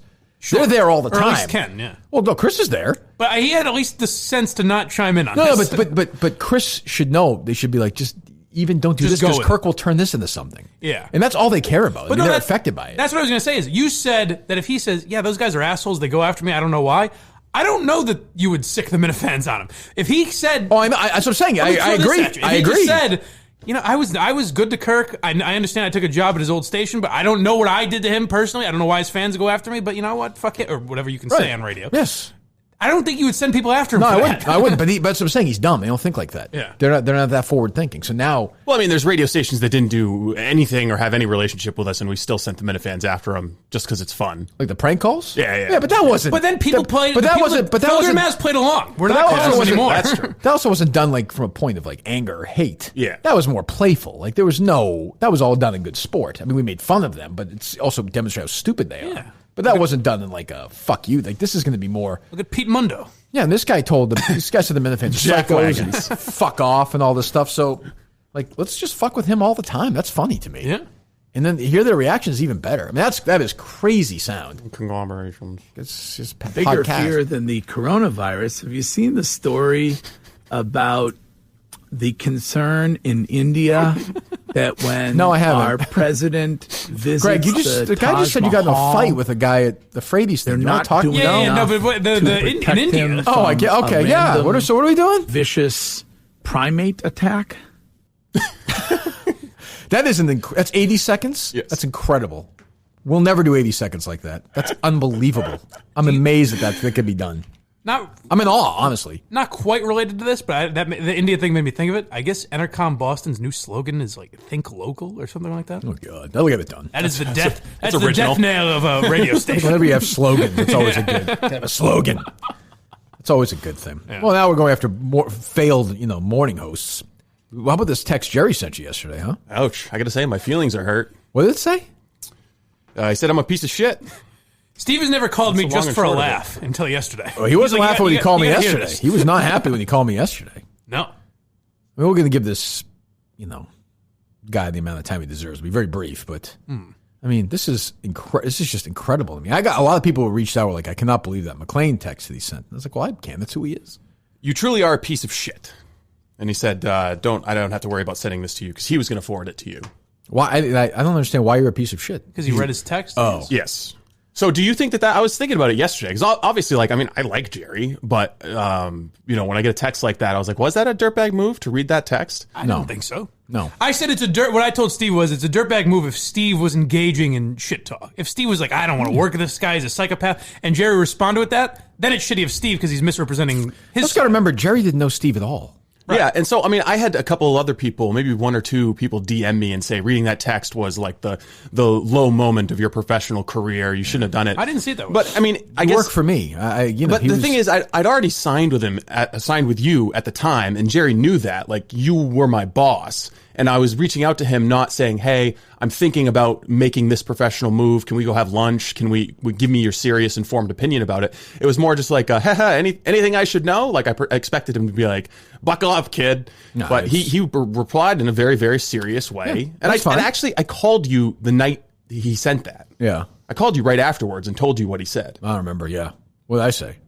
You said, yeah, but he was joking, right? And I was like, it didn't really seem like he was joking. Yeah, he was not joking. Oh, I talked to him yesterday for 2 minutes. He was not joking. And we just kind of said, listen, good luck with your thing. Good luck with mine. See you later. That was it. Because I said, look, no matter what we do, we get back to the same fight. So let's just move on. It's healthier for both of us. I will say, I've changed my mind about the Jerry Callahan podcast. I will be listening to it more often now. It's a good reminder of your fate when you turn your back on Kirk Minifan. That's true. Yeah, I mean, look, he made his choice. That's good luck to him. You know, I mean, and I'll reiterate too. And I'll stand by. I think that podcast is fucking awful. I mean, I'm not gonna. He gets mad. He's like, "You turn your no." He's disloyal. He's a fucking asshole. And I hope the podcast crashes and burns. I'm rooting for it to fail. You want to talk about people like shitty behavior, calling me up and saying, hey, don't tell your boss about this. I need you to help me with my podcast. That's the situation that he put me in. And then I look like a scumbag because I come and say, hey, Kirk, just I don't want to go over it all again. But again, Jerry's never had the ability to realize that he did anything wrong. I can always say I fucked up here. I fucked up there. Sorry about this. Sorry about that. He sent you that text and is mad at you and he's mad at me about it. That's all you need to know. Yeah. So, I mean, I don't want to get into it. I think his podcast is fucking terrible. I told him that yesterday. It's fucking awful. So, and yesterday I'd reached out and tried to hire Cullinane to be the social media director and be the lead sales guy for us. Really? I didn't really want him, but I wanted to fuck Jerry over. And to Cullinane's credit, he's like, I would like to, but I got to stay loyal. I said, fine, no problem. Like, good luck with everything. But I tried. Yeah, absolutely. Tried to cut Jerry out under those. Yes, I tried to, poach his producer. Wow. Second to you, I've done quite a bit to help Jerry with his podcast. We were going to set him up here in this studio. I went out and bought his web domains for him. We were really trying to help him get on his feet, and this is the way he repays us. Yeah. That text to Steve is basically what me and Steve deal with from Barstool people, where he knows that if he says that to you, it's a shitstorm, but he can call Steve a piece of shit and not have to deal with as much. Well, he reached out to me and said, hey, just say no, I sent this to Steve. And I said, well, I don't really know why you think that. And I said, he's been great to me. I said to him, he's the best coworker I've ever had. He's loyal. He's done a great job. I was like, I don't know why he's a piece of shit, because he said something that you said to him, and and Jerry, the McLean thing, and Jerry just doesn't, it's fine. It's over. I don't want to, I really don't, I get angry when I think about it. I'm disappointed. It's too bad that relationship had to end. My three best friends in the business were Jerry, Mutt, and Rob, and two of them, and Rob is my friend for almost 30 years now, whatever, 25 years. Both are gone out of my life completely. That sucks. It sucks. And, and the Rob thing is my fault. A lot of it's my fault. I get overreact. A lot of the Rob thing is my issue. The Jerry thing to me is way more a Jerry issue. In my opinion, he disagrees. I'm willing to take some blame. He's willing to take none. So we can go piss into the wind and have 80-year-old conservative people on and do his boring shit political podcast. Good luck. It'll fucking fail. I've wanted to give him the benefit of the doubt because he is a conservative. There's a little bit of camaraderie there, but every time he calls me, it's because he wants something from me or to tell me that I'm a shit. You've done nothing wrong. It's all him. Don't worry about it. What else we got? Oh, let me do Rick's Cornhole first. Okay. In a way. if you want to be that forward Rick's with Cornhole. That's the way we do it here. RicksCornholeboards.com. Go to RicksCornholeboards.com right now. Use the code Kirk, K-I-R-K. Get top-notch boards, by the way. Playing surface, finest cabinet grade birch plywood. And you can, nice crossbeam for support. Rick and his dad are both Marines. It's located in Wilbraham, Massachusetts. Offers discount to military, first responders, and law enforcement. Spring's right around the corner, so order it now. I know you're not thinking about that right now, but the weather's going to be nice really soon. So you'll be all set. And they'll do it any way you want. You want the Kirk Minahan show one? You want your own set designed? Plain and simple, rickscornholeboards.com. Use my code Kirk, K-I-R-K. You get 10% off. rickscornholeboards.com. Promo code Kirk, 10% off. Do that today. Let them know the Kirk Minahan show sent you. Anything you want, they'll set it up for you. It'll take some time, I suppose. So I'm sure they've had a busy week. But let them know the Kirk Minahan show sent you. Let them know whatever you want designed, and they will do it for you. rickscornholeboards.com. rickscornholeboards.com. Use the code Kirk for 10% off. Very quiet outside today, by the way. Yes, it is. Yeah. Steve yelled at them. Took care of it? Took care of the problem.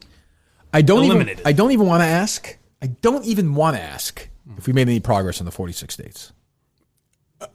We've made some slight progress. I see a lot of Minifans do not like that I'm doing this. They don't they think that I am being unfair to them by asking them to do this. Well, I guess you have to ask: are there Minifans in every state? Which I thought there were. We're finding out the answer, I guess. Yeah. That's fine. If that's the way they want to do it. What do you mean by slight progress, Steve? Just update me. We've heard from a couple of states. Mm-hmm. I would say that the videos and audio that we've received are not necessarily compelling podcast audio. I would say that Maryland has put in a decent application. Okay, we'll put it on pause. Not on pause, but we'll see how we do in the next couple. We'll check back in the beginning of next week. You guys get 4 days, so get to work. We'll check back in Monday. I don't want to talk about it. I don't want to listen to one half-assed one. And then we'll reevaluate on Monday. What else? I've got a parody song that was inspired from yesterday. From yet? Oh, okay. Let me hear. Okay. than none of it. It's a fair question. I mean, if you are, that's fantastic. There's nothing wrong with your that. own issue. I'm gay for not Buble. issue, but your own. Might even get us out of some trouble. What would you say? I said I'm gay for Buble. Oh, there you go.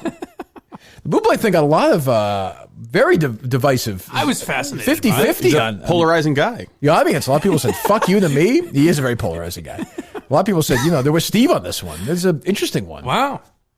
Yeah, I would not have thought that. I would give not me one expect more. Give this me to one be more a Buble. audience. Let me see. He's a very popular guy, I guess. I guess so. But it seems a more cynical crowd to me. I don't know. The biggest problem I have with Buble is that he's Canadian. Sure. What is that? What does that mean? Well, this is a big kind of a character flaw. Okay. Why? I'm Canadian. You're not. Half Canadian. What are you talking about? You're an American citizen. No, you're not. Is Buble or no? He might Probably be a is dual now, citizen, yeah. Love you anymore. He looks like such a douche, too. I hate this guy. It's a crewman.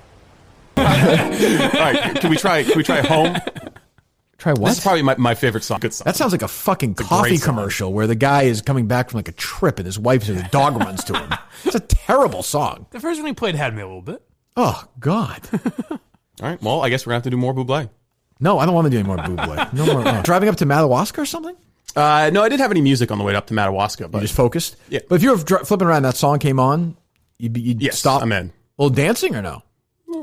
You going? Yeah. Bump inside. I get the little the DEC move going, chair dancing.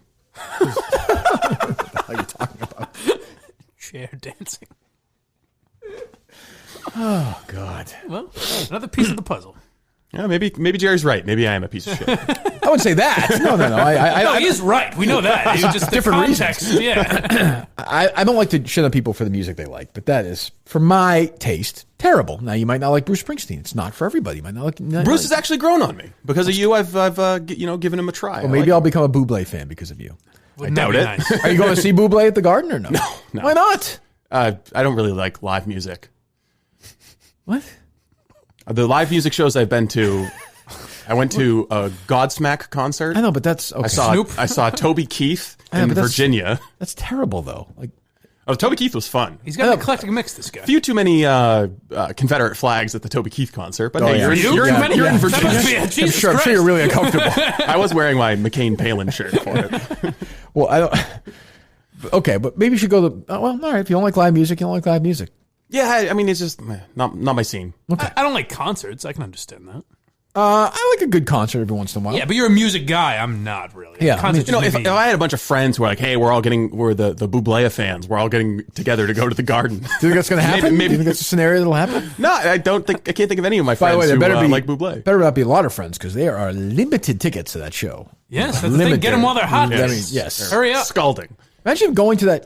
I get it. So, my mom would have gone to that show or something. Maybe. Right. I couldn't imagine going to that show, sitting in the balcony and barely hearing Michael. It just seems like a weird night. You're not. I don't know. When I go to a Bruce show or there's some standing up and kind of screaming and going, what are you?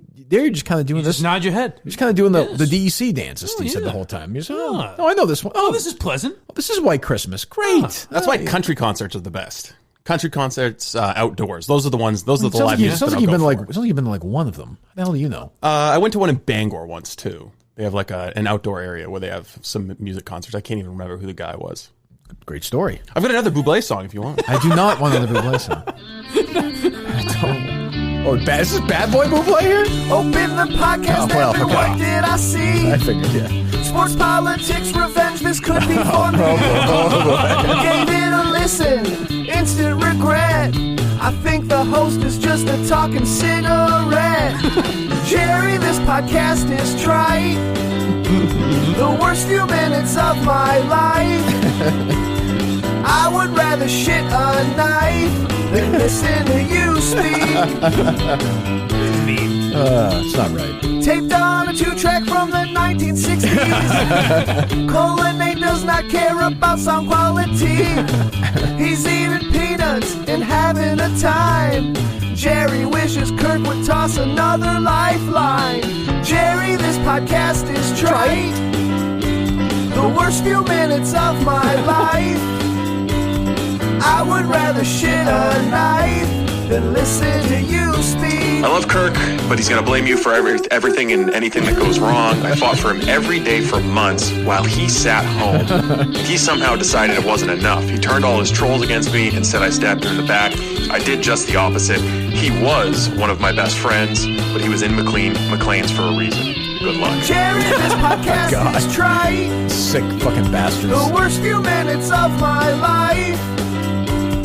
I would rather shit a knife than listen to you speak. Catchy. Dave Cullinane, I've got another complaint. Well, leave Dave alone. The logo looks like it was done in MS Paint. Just give up and crawl back to Kirk's gallery, and on the way, drop Jerry at the glue factory. Jerry, this podcast is trite. The worst minutes of my life. It really is horrendous. I would rather shit a knife than listen to you speak. Do do do do do.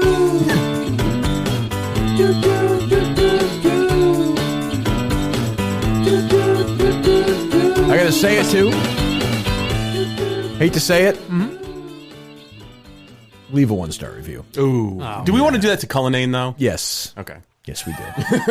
Well, he's there. I mean, a casualty of war. I reached out. Cullinane was given the lifeline. He chose Jerry over me. That's fine. I respect that. I told him, I was like, I respect your loyalty. I find that hard to believe. Well, he's producing. He's on the air. He thinks he's part of the, he's enjoying himself. But he'd be on the air if he worked here, right? Not much. On the air, but not much. Maybe his Jerry's downloads are really good.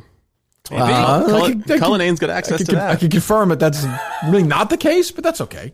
But I like Dave. I get no issue with Dave. Dave's doing this thing. He's just trying. He's trying to produce a show. And I would say that the creator of I Would Rather Shit a Knife, good production, good lyrics. Yeah, should do more. Catchy Is song. that a new guy? That's a new guy. New talent. You know what song that was parodying? Drive My Car by the English band, the Beatles. Correct, Steve. That the English band. Did you actually know that or no? Or was that part of the email? No, I've you may not know this, but I was in honor choir in high school. Be great if he said it says here the Fab Four. I believe it. Yes, I think there was a picture of you in one of the Minifans had a picture. That was from I was in musicals. Right. Oh, that's right. In college, right? Or no? No, in high school. I think that was I was in. We did this Buffalo Bills Wild West or Annie Get Your Gun. Annie Get Your Gun. Yeah. We did that. Yes. Annie Get Your Gun. Do you still perform in adult choruses or no? No, I do not. Do you have your voice still, or is it? I never had a voice. What'd you do then? You have a low voice. I hung out with my girlfriend. Oh, she was in it too? Yes. Okay. Oh, I thought that was a shot at us nerds who didn't have girlfriends. That's true. He's fucking like crazy at that point. You were 15, right? Yeah, about that age. Yeah. Jesus, unbelievable. I took part in the famous Holocaust cantata in Millinocket, Maine. Now, what is that? What? We sang yes, we sang like Hebrew spiritual songs. Oh, really? Yes. Was there a big crowd for that? For Millinocket, Maine, surprisingly, yeah. Is there a big? There's not a big Jewish population up there, I'm guessing. I think the state is like 0.01% Jewish, and they're all in Portland. You got a little bit of turnout. You got to still celebrate, honor those who have perished, I suppose. Yes. That's nice, I guess. Yeah, that's good. All right, what else we got? Getting full Steve today. We got the Holocaust cantata, check. We've got one other song. We can play Merchants and Mouse's 46 State Challenge song. I don't know if you want any of that. Sure, we'll do that before. I mean, I think the Minifans are legitimately. I probably not articulated this perfectly. They seem a little confused by it. I thought I laid it out pretty good yesterday. Yeah, a couple times you laid it out. I don't know if that's the problem. I'm going to be honest. I don't know if your clarity is the problem. What's the problem, you think? I don't know. I just don't think they want to do it for whatever reason. It's very strange. They don't seem into it. Yeah, I'm surprised at that. Yeah. Maybe they won't go to the show in the fall if we announce a live show somewhere. Maybe. I'll say that part of it is they look at producing a video and think that is daunting. Right. like I've got people saying, just do it on your phone. It's not that daunting. Yeah, exactly. You could do that. Someone. I'm not asking for fucking The Godfather here. 1 minute. Someone sent me an email and said, "Well, can I just send a PowerPoint presentation?" No. What? Doesn't translate to audio. I'll play the Maryland application because this is an older couple actually did I shouldn't say older couple, but what do you mean older? Not 31. Yeah, older than me. Older than me. They're older than you? Yeah. Older than you actually, or older than your older age? than me actually. That would make them 308. Oh, I thought, okay, yeah. Older than my age on my birth certificate. Okay. I already hate these people. Hola! Okay. Bring the Kirk Minahan Show to Frederick, Maryland. A amazing town really founded old. in 1745 is conveniently located an hour north of Washington, D.C., and a brisk 8-hour drive from Boston. I'm currently in contact with a local brewery where we can have the live show. The deposit has been put into place. To give you a little taste of the town, a 16-year-old recently sucker punched an old man and killed him at the fair. We'd fit right in there. A Nazi flag was shown through the window of a classroom during a high school basketball game. And we have the Civil War Museum of Medicine. VLS KMS. That's excellent. That's excellent. Yes. That's all I want. Now we can talk about the town. We can make our own phone calls. We're not looking for these people to be funny. See, I think people thought you expected more. No. That's it. Okay. That's it. Boom. Done. And that's it. That's perfect. So that's not daunting. No, not at all. No, not at all. We said it was a couple? Yeah, I think so. I think they just said in their email, me and my wife made this video or something. Oh, perfect. Gives me a town. Gives me an idea. Now I can look it up. We can start having the conversation.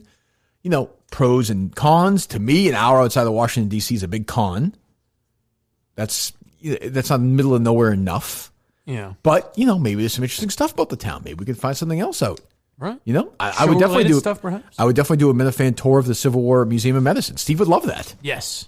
Wouldn't you love that, Steve? This is another good pitch from Maryland, a different place. Hi, Kirk, Mike, and Steve. We wanted to invite you to Chesapeake City, Maryland, on the C&D Canal on the Chesapeake Bay. This is the main street. We've got a couple bars and restaurants and shops on this street. Plenty of things for the Minifans to do. Here's a local place that you can get your hot chocolate and hopefully not spill it all over the wall. That's not necessary. And then we don't have a supermarket, but we do have a general store. Okay, As this is you the can place. see, we're right here on the water. Straight across from us is Schaefer's. We could have the live show over there. Kirk, there's a nice running trail. Is somebody doing an impression of me doing Dale Bear? Or we could have the show on the south side at the Chesapeake Inn. And for Steve, here's our local funeral home. There's plenty of inns and Airbnbs nearby. There's a video then. So we can tweet out the video, correct? In the next town. This is perfect. Consider Chesapeake City, Maryland. Thank you very much. I'll tell you what's perfect about this is the way she said, look at this street. There are a couple bars. You can tell it's a small town. A general story like Chesapeake City, Maryland. Yes. So there's one thing, there's a couple applications where they've said, it's great. There's like all these bustling restaurants and there's like easy access to the airport. It's like, you don't understand the charm that Madawaska I'll give you had. Chesapeake City right now. Okay. See, this is now I'm getting interested. Now my asshole was tickled properly. Okay. Not by the young lady, but I'm saying by whoever. Understood. But the idea of it. The population, 2010 census. Steve, what was the population? 693. That's your guess. Yes. Mike. 6,000. 673. Oh my God. I mean, that right there is a winner. Yeah. It's smaller than Madawaska. Across Maryland, much smaller than Madawaska. Much smaller. That's in Maryland, though. That's what I'm saying. Oh, if it's across Maryland check. Maryland is checked. I got you. Yes. Yeah. Oh, yeah. I think we have and it looks like a very nice little. Now, I don't know if it's near anything or, let me see. Notable people. Not so much. Yeah, 600. And, at its peak, if you people are curious, in 1880, it hit 1,400 people. Whoa. Slow downgrade since then. Yeah. What are you talking about? There's no notable people. They have John Mabry. The former baseball player? Yes. All right. He's the hitting coach for the St. Louis Cardinals. He used to play for the Cardinals. Doesn't get much more notable than that. I vaguely remember John Mabry. He was not a bad player. The other thing is, I think the city is shrinking. In 1980, it was 899 people. That's what I'm saying. Well, yeah, I mean, dwindling. In 2000, they've lost 100 people in 10 years. Sounds like the kind of place that needs a little cash infusion. Boost. Yeah.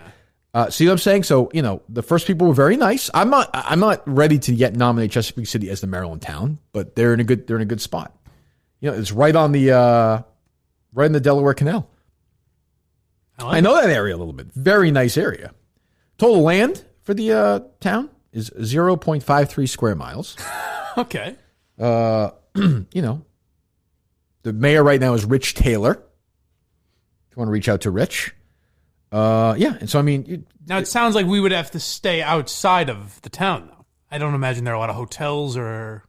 But all you need is one or two little hotels. But you're right. Bang it out. I mean, we had people staying in nearby Edmonston when we were in Madawaska. Not everyone has to stay within the city limits. That's just true. The primary activities occur within the city limits. I'm seeing right now the Inn at the Canal in Chesapeake City, which looks very nice. It's right on the water. Yeah, that's what she showed in her video. Okay, the Ship she said Watch that was a potential live show location. Intimate B&B, Steve. It looks very nice, right on the water. The Blue Max Inn. I'd probably go with a houseboat for this one. Yeah, you could do that. I wouldn't, but you could do that. And it seems like, if we went down in, say, October, a little off season. Beautiful. You cannot beat the fall. The leaves changing. Just looking at leaves. Ah, yes. Actually, even in October, it'd be a little, I'm betting it'd be 75, high humidity. Just the Washington, you're kind of close to D.C. Not October. You don't think so? No. What the fuck are you talking about? No. Be beautiful. Beautiful fall weather. Terrific, crisp weekend. Let me say, that's what I'm talking about. Leader in the clubhouse? Well, I mean, we're not talking about a deep, right now we have Panora, Iowa, and Chesapeake City, Maryland. But, I'm going to give you Panora just because I trust Latino Kirk, even though his history is what it is. Well, I'm willing to say both states have so far been at least represented as we start. Okay. That's a start. That encourages me. That's all I'm asking for. But do people want more than that? What, Steve? You want to try another one? Another one of these pitches? You said there's nothing. No, I said the pitches that have come in are... Steve, meanwhile, probably 3,000 pitches. Why isn't Steve playing our pitches? Is it a video or a... We should send out the videos. Yeah, we will. Yeah. Put them on IG. Can we put them on IG? On IG? Yeah, we'll throw them up on the old IG. Put them on Twitter as well. I'll talk with Nick. See, we're sounding hip already, guy. We could do this Instagram. Swipe up. Who's this? Where's... Oh. This is coming from across the pond. Oh, I mean, it's from another country? Yes. We're not doing that. Okay. All right. Church Point, Louisiana. See, now, okay. Right away, you got to think like Kirk Minahan thinks. Yeah. I'm right now, you say Church Point, Louisiana. I say, color me intrigued. I'm in. Okay. Hola, Minifans, coming to you from Church Point, Louisiana. Goes hand in hand with Podcast Jesus, don't you think? Now, this is creative. Where is it? Let's take a look at the map. Way down here in Cajun country, a little northwest of Lafayette. You know what I like about this little town? The mayor's nickname, Spanky. You know what else I like? They got a place for Podcast Jesus. That's right, a church. It's even a Catholic one at that. So where are we going to stay when we're at Church Point? Well, that's not looking too good, is it? Let's take a closer look. Let's see, under hotels. Davis Trailer and RV Park. Really? Well, there you go. Okay. No, kidding. Let's pan out a little bit. There are some options, 10 to 15 miles out of town. Now let's take a look at the local supermarket. Holy crap. Breezed past the fact that there's nowhere to stay. Again. How about Rod's Market? Take a look at this. They even have their own Cajun seasoning. A Church Point tradition. You can see right at the bottom. And they also sell... The hell is that? Whatever. Anyway, there is a Piggly Wiggly in town, but in order to compete with Rod's, they had to put in a swimming pool. Will the Minifans fit into Church Point? What? Is that true? You be the judge, but I'm thinking that we will fit in just fine. What about food? Sonny's Chicken, but that's actually deep-fried pork chop. Crawfish Point Restaurant. Sounds like a wild That actually place. looks pretty good. And what the hell is that? Oh, there's also a Mexican restaurant. Oh, I know who he was. If you're without a dad, they'll provide a dad to have some nachos with you. And where are we going to have the show? Cajun Country Lounge. Looks like there should be enough space there. Take a look at the stage.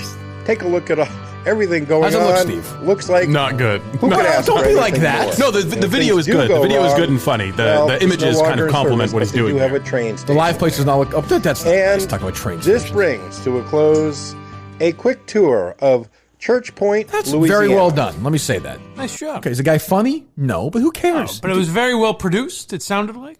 Yeah, let's call Rod's Thrifty Mart. Let's give him a call. Let's see if this all excites them. He did really breeze past the fact that there's nowhere to Well, stay. say 10 or 15 minutes outside of town. The other Miles, thing, I think. I'm not sure that guy is actually from Louisiana. Okay, well, let's see me the pitch. Let's not get too picky here, Steve, early on in this process. Yeah, Will and Latino Kirk aren't from Iowa. Well, Latino Kirk is. Oh, okay. I'm still going with Maryland. I am too, but I'm just saying, we're at the very beginning. Busy. You know what? It's busy? I like that. Point in their favor. I like that. No phone lines. Population, Steve, Church Point. $750. Mike. 1,400. 4,500. Oh, wow. 4,500, which... It's like the Madawaska of Louisiana. To me, I almost want to put it, you got to be under 5,000, I'd say. Or under, yeah, I think so. Even under, I might even give you 7,500. What's Madawaska's population? Around four. Right? Yeah. Yeah. Four I mean, yeah, I think to be in the mix, if we can get under 1,000, it's a real win. Sure. What's the, that place in Maryland? What's Chesapeake City? It was like 600. That seems to me to be a seasonal place, though. Really? I wonder. Yeah, Well, it's right on the water. I mean, they have a bunch of bed and breakfast and stuff, and she's talking about, runs and, I could see us there. We're just starting, though. You want to try Rods again? See if they've wrapped up the important business. Yeah, you never know what happened. It'd be amazing if it was Stacey answered the phone. Hello? Good morning, Rod. Can I help you? Hi, this is the Kirk Minifan Show. We're live to tape on Barstool Sports. We do it's presented by Barstool Sports. It's a podcast. We're looking to do live shows in different places across the country, and somebody sent in your town is a possible submission. Do you have the kind of town that's ready to go to sort of support a fan base that would come to town? Let you talk to one of the managers, okay? Oh, sure. That'd be fine. Thank you. This is kind of a, upper my management. son was playing in the finals, which I hated sort to of miss, deal. but I had a big deadline at work. Thanks to Total Wireless, my husband streamed the game to me over the nation's best They have hold network. music? I love supermarkets. Hello, this is Jake. Jake, this is Kirk Minifan from Barstool Sports. I do a podcast. How are you? What's going on? So real simple. I'm going to try and do this as quick as I can. So we do a lot. We do a bunch of live shows. We just did one up in Maine. We're doing one in Boston, and we want to do ones in like little small towns all across America. We are having our listeners submit different towns, and one of our listeners is from Church Point and sent us a whole video about your town. Now I'm wondering, can you give us a little local flavor? Would you guys be able to host a live show with, say, 400 or 500 people if they come down? Is this for real? Yes, it's for real, Jake. What do you think? I'm bullshitting you? Absolutely. Who's this? It's Jake. It's Kirk Minifan. Barstool. We Google my name, Kirk Minifan. You'll see I am very serious. Okay. So, what are you interested in? How did you know to ask for me? Or you did? I beg your pardon? What was that? How do we know what? I'm sorry. Yeah. Okay. You called Raj. Yes. So we have a listener. So we have people listen to our podcast every day. A whole bunch of listeners, and we're trying to pick the next small town to do our show. And we did one up in Maine. It was a huge hit, brought in a lot of money to the town, a lot of publicity. So this guy is from your town in Louisiana, listens to us, pitched your town and mentioned your supermarket, your general store is one of the places that we might want to target. People can go to and spend some money. What was the guy's name? What's the guy's name, Steve? I don't know off the top of my head. We can find out. We can next time we'll talk again. We'll nail him down. What's that? I'm sorry, Jake. I was just wondering if you knew the guy's name that referred to. You don't know it? He played this almost like a song about it and said that you guys were doing battle with the Piggly Wiggly and they had a pool or whatever, but he likes your place better. And if our fans were going to go and spend money there, they go and spend money at your place. We're just trying to figure out. You understand? It's a friendly town, right? Like Jake, supermarkets are kind of our thing. Yeah. So if we go, to be honest with you, we're about to have our biggest thing this weekend in our town. What's that? Mardi Gras. What's going on this weekend? Our Church Point Mardi Gras. So what's going? Oh, Mardi Gras this weekend. How big is that? Mm-hmm. How big does that get? We're a town of about 5,000 people. They'll probably have about 25,000 people. Holy jeez, that's unbelievable. Where do people stay? So if people are looking to come down, they'll be coming from all over the country. This will be in the fall. Are there places? Well, people actually do come from all over the country. So where do they stay? I'm not liking this. It's just if you look up Church Point Mardi Gras, you'll probably get more of a feel for it. Right. To where they go from house to house chasing chickens and costumes. I'm back on board. All right, I actually like the sound of that. All right, so I'm saying, so are there hotels within like a half hour of town or no? Yeah. Okay. They should, yeah. About a half hour away, but our town's so small, there's no hotels. Right. But man, people come in tour buses to. Oh, that's excellent. That must be good for you guys, then I would think, right? Yeah, it's pretty good. We end up having to shut down the store though because it gets so crazy. Oh, really? It's just crazy. It's just it's a free for all. I mean, 25,000 people coming to a town of 5,000. That's crazy. So, but for us, it'll be smaller. It'll be like 500, 600, 700 people, and we'll do a live show. Is there somewhere that will seat in town if we want to do something with 500, 600 people? Is there an arena there, or is there somewhere where we could do it? Yeah, I guess we could. Where would that be? Probably like a little by the park. We got like a little pavilion. Okay, all right, okay. Are you born in? But man, you're really missing the church point. Yeah, you're selling this. I'd like to go to it, but I mean, it's gonna be difficult for me, Jake, to go this weekend. But I'll tell you what. If we go down there, I would do it again. I would go to that at some point. Are you born and raised in Church Point? Oh yeah. Yeah, been there your whole life. Yeah. What's that? You've been there your whole life. Oh yeah, born and inbred. I like this. I'm just joking. I like it, Jake. I like it. All right, you know what? Jake, get used to it. You're gonna get sick of me. Look up if you want to Google my name, Kirk Minahan, the Kirk Minahan Show. You will see what I'm talking about. This is no lie. How you spell that? Nope. K-I-R-K. K-I-R-K. All right. Last name Minihane. And next time I call you, you're gonna say, "I cannot believe how big Jake." You know what you're gonna do? You're going to apologize to me, and I'll forgive you. Yeah, no, I know you have a radio voice. Oh, well, thank you, Jake. It's flattering. Flattering gets you everywhere, my friend. Yeah. All right, go ahead. I know. I'll just see if this is for real. I listen to a lot of podcasts. Oh, what do you listen to? What do y'all talk about? Do you know Barstool or no? No, I'm not familiar. What podcast do you listen to? I listen to a lot of Dave Ramsey, to be honest. Oh, you do? Yeah. Sports radio. Sports radio stuff. So I was a sports radio host. I'll give you a little background. I was a sports radio host in Boston for a number of years, and then wound up doing my own thing. And then we kind of talk about sort of issues of the day now. We have our own little community. We kind of just, it's a lot of, like we talked about the debate last night. Did you watch the debate last night or no? The Democratic debate? No. I do just for shits and giggles. So did I. We did the same thing. You like it, and we made fun of all of them. So you're a Trump guy. Oh yeah. Okay. Yeah. All right. So we got that squared. That's okay. You can. That's fine. That's okay, Jake. We're not here to judge you. Like Steve Robinson. So we did stuff like we made fun of Bloomberg last night. He looked like a total idiot, and Liz Warren and all that stuff. So I mean, put it this way, Jake. If you listen to today's show, you look it up, you download it, I think you'll like it. You know what? I'm going to call you in the next week or two and give you an update and see how you guys are doing in this contest, all right? All right. That'll work, man. Have fun this weekend. Yeah, so how would I get back in touch with you if... you know what, Jake? When the time is right, you'll hear from Jake, us. it's like you're probably a religious guy, right? I'm sorry, was that? You're a religious guy, I suspect, no? Yes, I am. I'm trying to get more and more. Yeah, for sure. Good. I'm a Catholic. Yeah. When God is ready to touch your shoulder, he touches your shoulder. When Kirk Minahan is ready to call you, Jake, he will call you. That sounds good, man. Right, man. Nice talking to you. But listen, hey, y'all do me a favor and y'all pull up Church Point Mardi Gras. We're gonna do it. Have fun this weekend. All right. All right, fellas. All right, buddy. See ya. All right. A star is born. and Mike was ready to give up on this guy about 30 seconds in. Well, I'll tell you why. How awesome is Jake? He's the greatest. Jake is my favorite.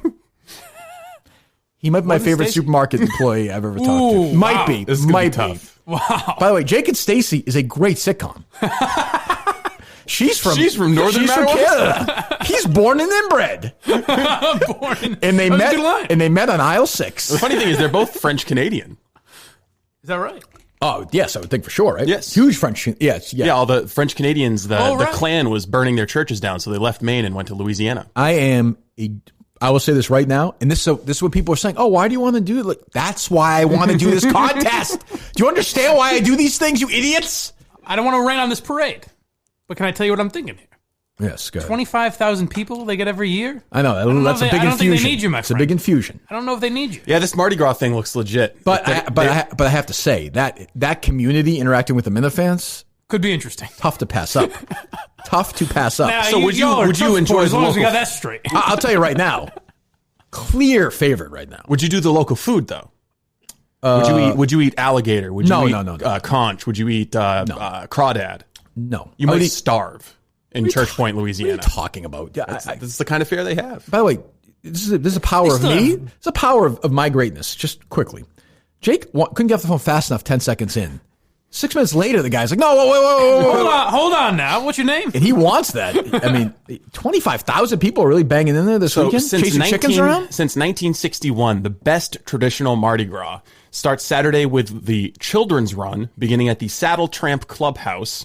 Then there's a parade downtown. There's awards given out at the clubhouse. Let's see. There is you can chase chickens. You can catch the greased up pig. They'll have traditional gumbo. Sounds like good old-fashioned gumbo. I've had gumbo before. Yeah, gumbo's good. That sounds like good old-fashioned fun to me. That sounds like American fun right there. Yeah. I felt safe that Jake was a Trump guy. But he's not a religious guy. It's probably a good bet. He's getting more religious. He's working on it. Right. I have a feeling, based on his attitude, I think you call back next week and you hear, nah, Kirk, how does DEC think he's going to retire the pervert character? It doesn't make any sense to me. Man's a pervert. I don't care if you're 17 years old or 57 years old. You can't be. I feel bad. I reached out to Kelly. You can't do that to Kelly. That's not right. He's talking about Michael's poor mother like that. I just don't understand it. But at the end of it, he's like, no, how do I get in touch with you? I got to call you back. All I can think about is the water boy, that football coach. Well, I have to say, thank God that first woman who answered the phone handed it over to Jake. Yes. Everything changed. Yes. It was clearly too big for her to handle. Jake, you got to talk to someone like Jake. So that's what I mean. That's what I'm talking about right there. Perfect. All right. Thank you. Great pitch. Oh. I still like the Maryland place. It's less than 1,000 people. I agree, but there's something I am intrigued by the idea of the Minifans in the Deep South. There's just something about that I have to admit hits me in the right spot. Yeah, I can understand that. And by the way, not a brutal drive. If you want to do the drive, really? It's not. I could do it. No, that's not bad. If we do it in October, that's a beautiful drive.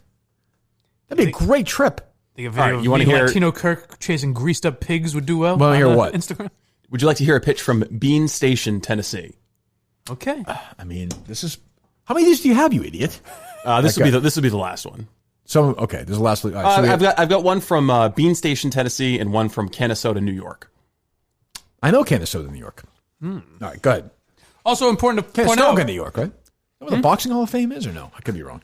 Maryland check, Louisiana check, right? Oh, for sure. Yeah. Okay. Welcome to Bean Station, Tennessee, with a population of the same guy under. Exactly. Does that count or no? I mean, that just becomes. I'll allow it right now. People can do 2. Okay. Can do 2. I'm very light recommendation on that, though. I would prefer. It needs to be a local. I prefer boots on the ground. Understood. I love a town even like that size where the guy Jake is like, so who are you talking about? Because if I said the guy's name, he'd know it if he's from that town. But I mean, obviously now we have boots on the ground in Louisiana. No, Jake. Yeah, I think Jake would organize this for us. He'd welcome us into his home. It sounds like he's already getting to work. What's the name of the place? We're going to call him back in a week, and he's going to be like, yeah, you can go to kirksliveshow.com. He might do it. Is it? What's the name of the general store? Rod's. That's a great name. Rod's Market, Church Point, Louisiana. Rod's Thrifty Mart. Ooh. Which I'm looking at that right now. I mean, why would you ever want to go to the Piggly Wiggly? When you can go to the Thrifty Mart? By the way, a good manager move by Rod. Didn't even acknowledge a Piggly Wiggly. Yeah. No. Oh, yeah. He's like, bullshit. You never mentioned the competition. No. Yeah. He's not going to talk about Pepsi. Church Point Jake's a pro. Church Point is known as the buggy capital of the world. What do you mean? What does that mean? Like horse and buggy? I guess so, yeah. Because if it's Bugs Buggy, that's not good. I hate bugs. It used to host the annual Buggy Festival, but that's defunct. So it looks like they could be looking for a replacement for the Buggy Festival. This is a weird-looking place, Rods. A weird-looking place in Louisiana. No, I'm just saying it doesn't look like your traditional... I thought it would look more like a... Oh, no, it's okay. It's all right. Okay, I'm looking at the... What the hell? There's a lot going on here. There's also a Cajun country meat store right near there, Steve. Ooh. I could see you doing well here, Steve. Yeah, I like the people. Not a huge fan of Cajun seasoning, though. But I'll eat some fried alligator. A Mexican restaurant there. Cajun stuff. Yeah. No, I mean, I'd eat it, but if I'm cooking, I'm not cooking with Cajun seasoning. So I'm going to look up Church Point, Louisiana restaurants.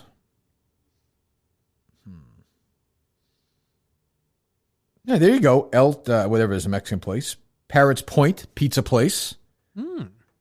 Let's go to Sister City in Nova Scotia. There's a Church Point, Nova Scotia. So, I was going to get to that. Church Point, Nova Scotia is literally the next town over to where my mother was born. Are the stars aligning here? She was born in Sony. Well, she may have actually been born in Church Point, but I believe she was born in Sonyville. Call Ryan real quick, or Adam. I don't think either one of those idiots will know this, but seems like we've got an early leader here. How about this place, Mike? Ready for a potential 205 South David Street, Church Point, Louisiana. 205 Sports Bar and Grill. Ooh, okay. How big is it? What's the capacity? It looks damn good. Did you see this place? Which one are you calling? Adam. The winner, huh? Good morning, Steve. Hi, Adam. You're live to tape with Kirk Minifan. Good morning. Good morning. We're trying to figure out where we're going to do these. We're getting these small town submissions, and we just got. What are you doing? I'm putting away milk. Relax. Go ahead. You're putting your what? I'm putting away milk. Oh, Focus. Busy day you have. I just cleaned the whole house as well. So okay, good for you. There's that. I love the Minifan brothers giving it back. Oh, congratulations. We just got a submission from Louisiana, Church Point, Louisiana. It was excellent. We just talked to Jake from Rod's Supermarket for like 10 minutes. But their sister city is Church Point, Nova Scotia. So I'm trying to figure out, was Mom born in Church Point? No, wasn't she born in Halifax, the hospital there? Oh, she was born in the hospital in Halifax? I believe she was. Oh, and Nana and Papa were already moved to Halifax at that point, right? Well, I mean, it's 4 hours away. It's not like they went there for the birth in 1950. No, I understand. Well, I wouldn't also be surprised for them. I don't think in 1950 they were traveling 4 hours. You know what I mean? I think they moved. I think you're right. I think they moved there. But Church Point is right next to Sonyville, and where it's right next to it, right? Yeah. All right. Yes, that's correct. All right. Goodbye. Thank you. Go put your milk away. I'll talk to you later. See you. Good job, I forgot that. That's true. They had moved down to the capital city. I think at that point, my aunt will be able to offer some information on that. Have you appropriately vetted him for the Minifan Brothers podcast? Who's that, Adam? Yeah. He does have some history. Some demons. He has some arrests. Okay. That's true. But we know that. That worries me. Do we have to now vet Jake? Ooh. Jake's a good old boy. I don't think so. Let's hope. No. That's what you think. Catholic. What's a Catholic ever done? But he's got a little... He's fine. He's got a wisecrack inside to him, too. You never know. I mean, I got to check out this 205 Sport. It's closed right now. I mean, this will literally take over the show for the next 5 months. I'm just going to call these restaurants all day and see what they look like. This place looks famous guy from Church Point, Buzu Chavis, an accordion player. Okay. There's also a chance if we're doing this in October, like if Barstool Game Days at LSU or something, and we're down there in Louisiana, that would be very funny. Be great. Be perfect. Just rival. Be perfect. It's true. That could definitely happen. That's true. I mean, I would imagine that the town just goes completely silent on Saturday, right? I would. I mean, maybe I'm overstating it, like, making it a little more. I don't know about this town, but yeah, I would imagine a lot of places in Louisiana. Do you think it's one of those places where they get around on like the Everglades boats with the big fans on the back, like swampy, like True Detective? Yeah, I hope so. That'd be awesome. I would definitely do that. TJ Hubbard's going to pay $500 to rent one for the day. I would definitely do that. Instead of ice fishing, you do that. Well, you could do. Put it this way, you could do fishing there as well. I guarantee it. I think we're going gator wrestling. Yes. Oh boy, big crowd for that. The point is, this is what I'm talking about. Yeah. This is what I mean. So now we've got a couple of clear. God, what's it called? Bean Tennessee. Station, Tennessee. Well, you know who would sponsor that trip, Steve? B&M Baked Beans. Our great friends, yeah. Welcome to Bean Station, Tennessee. I'm starting to hate this guy, by the way. With a population of just under 3,000 people, Bean Station is nestled in the hills just north of Knoxville, Tennessee. Oh boy, One thing that you'll see plenty of are trees. Take a look at those trees. Want a bonfire? Oh, sorry, that is a house fire. Bean Station, Tennessee has a lot to offer. Would you like to go shopping at Country Boy Gift Shop? It does. Well, it might be can't do that right now because guess what? It's out of business. Are there places to stay? Take a look at that. Yeah, you can find some hotels at Bean Station. Need a grocery store? Check out Holt's Food Center. It's an IGA. All right, I like IGA. Parking lot. You know what else is great about Holt's? How they stock the shelves.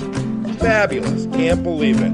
And obviously, where are we going to have the show? Saturday night, the restaurant closes at 9. They serve great food. Do you think that we could open it back up from 9 to 11 for a late night show? Take a look at the place inside and, whoa, maybe an outside show. Bean Station, Tennessee. Don't let the sun set on this. I say, won me over with the music. He's in on the joke. I think he said something that the reason he was doing this is because he didn't want a 46-minute show. So the Minifans should thank him. Should. Good boy. They should thank him. The average weather in Bean Station in October, which is I'm thinking of it, is looks like to me it's in the 60s. Not bad. It'd be a nice day. Population 2,800. Good. That's fine. So I'll allow Bean Station, Tennessee right now. We're not going to call the IGA yet. Well, yeah, I mean that's a pitch. That's a pitch. All right. But if somebody from Tennessee listens, and I know people do, and they say, "Well, wait a minute, I can do better than that." There you go. You absolutely have until April 1st. Is that what we said? Or Yeah, no? April 1st. April 1st. We have over a month to do better. That's plenty of time. Look at this. It's like when we did the prank phone calls. I got 3 done. Yeah. I feel better about this now. Well, now one more, right? Isn't there New York? You said Canton, New York. Yeah, we can do that. If I hear this guy's voice again. Hey, Kirk, what's awesome, buddy? My name is Ryan from Canton, New York. Just wanted to give a quick I've been there. Run through of my little town and see why the Kirk Minahan show which is not good for them. Not a good sign. Right here. I like it. So I'm in the middle of our little town. It's actually a village, not even a town. And my typical day for the Minifans would be to come here. This is called The Toast. They have the best breakfast in town. Follow everybody in here on a Saturday or Sunday morning. Seating for like 5 there. After that, asshole, Steve. The guy's down this road, Route 13, if you go about 10, 15 minutes, there is Sylvan Beach. So I think this would be much more of a summer to early fall time. We go down there, spend the day at the beach. Okay. Come back here into the middle of town. There's the 3 Pines, where the Minifans could go for a little drinking before the live show.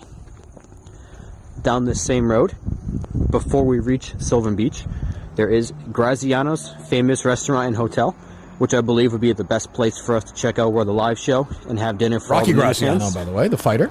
For a little tourist stop, there is the Boxing Hall of Fame. Told you. Down right across from the hotel. Which I've been to. Back here in the middle of town, there are a couple of little shops, a little pizza place, Erie Canal Brewing Tap Room, just a couple of the places that the Minifans could go.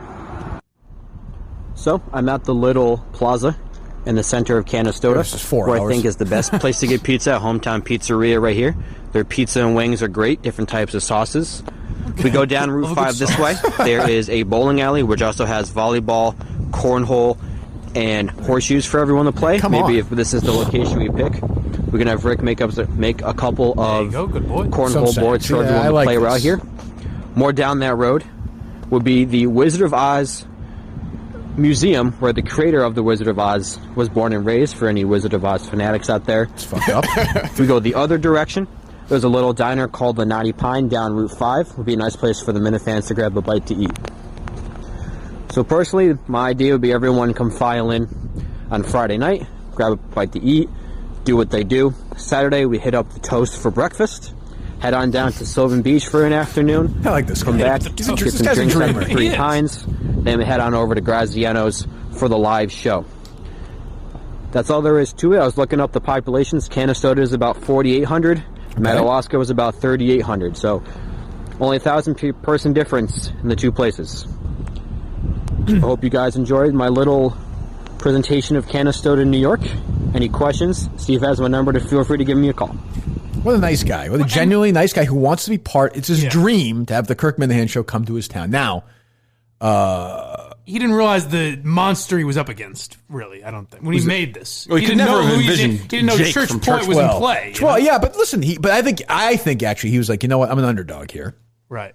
Not like another Rocky, not Graziano, but Rocky Balboa. And said, but I'll give him my best earnest pitch. Yeah, I like that. He did a good job. That's all I asked for. New York, good check. Job. New York's tough. New York is tough. It's too close. It does hurt him that I've been there. That hurts. I love new places. Yeah. And I feel like the Boxing Hall of Fame, it's a little bit of an infusion. It's an attraction, yeah. Yeah, and the Wizard of Oz Hall. But I like saying Canastota doesn't need it. Yeah. But does Church Point need it with I don't know, maybe they do. See, that's why I'm a Maryland guy. What was it? What Cheeseburg? Chesapeake City. Chesapeake City. What are the elements of a home run pitch for you? I mean, you got to give me a little flavor. You got to give me something unusual, and you got to think this way. What would Kirk Minahan like? Right. That to me, I think you guys know me well enough to know right now. There's only one real candidate so far. Yeah. Yes. All due respect, we like these Chesapeake and all.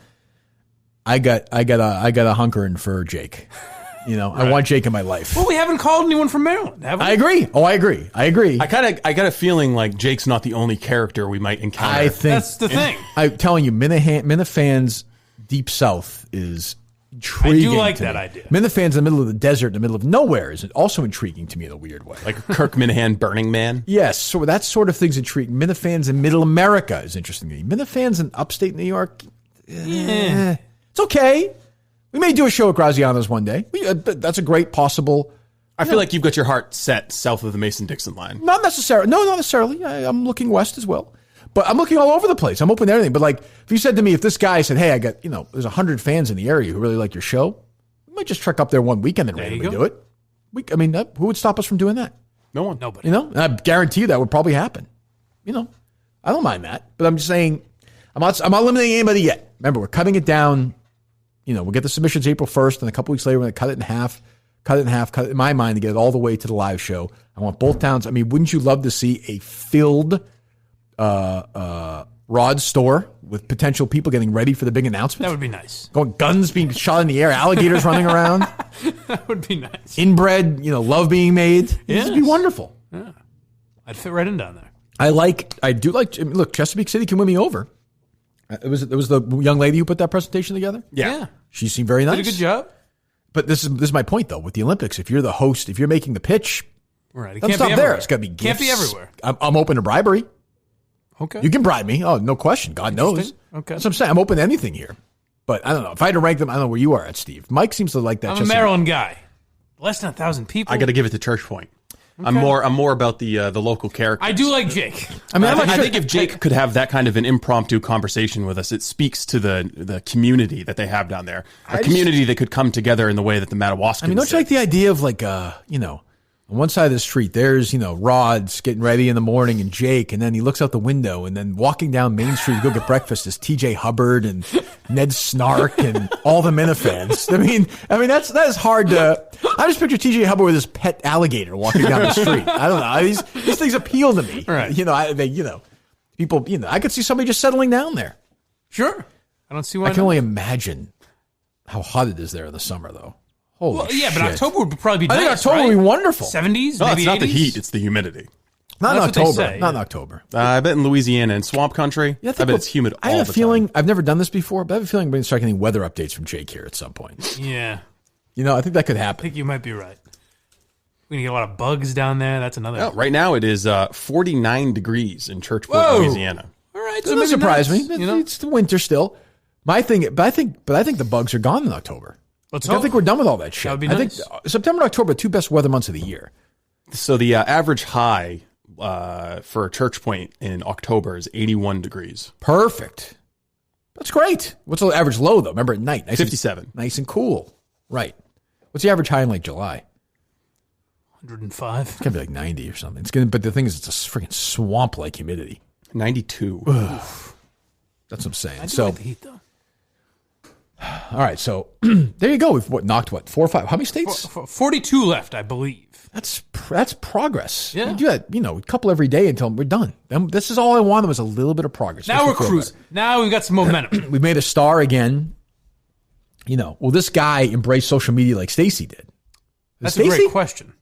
See, Stacey was lucky enough to have her kids. That is her name. Yes. Okay, yeah. Stacey had her kids create a Twitter for her. They did. Jake doesn't sound like a man who's settled down. Oh, you don't think so? Nah, he's a bit of a wild card. I don't know. He's probably like 30. He's probably married for 15 years. Yeah, maybe. Like 5 kids. But I shouldn't say that. I generalized. I thought he'd be a deeply religious guy, and he's struggling with his faith. I don't know, yeah. He watched the debate for shits and giggles, though, last night. I like that. Attaboy. I like these guys. Steve, this is your kind of crowd, Steve. They are my people. Jake's your kind of guy. As long as we got one thing straight, this is Trump country. That's right. We're going into deep red territory wherever we go. That's true. Right around the election, too. Things going to be hot. Steve will probably be considered a liberal down there. That's true. Yeah, look at you. Look at you. Is Buble listening? It's the beauty of a supermarket, though. I'm telling you, it's where you get the real people. It's where you find out the culture. Right. You don't call fucking Piggly Wiggly. That's a chain. Fuck that. We should just call them up and say, fuck you, Piggly Wiggly. Yeah, we might have to. Yeah. Yeah. Fuck you. Do they really have 2 supermarkets in that town of 4,500 people? That seems very strange to me. Well, it's not that strange. Really? There was another market in I guess Dexter's like 3,000. It's got 2 supermarkets. I guess that's true. But 25,000 people, holy fuck, that's, that'd be like... That's a lot. That I think is a detriment to I agree. Church Point. But maybe by the fall, they need another boost. I don't know. Who knows? Maybe.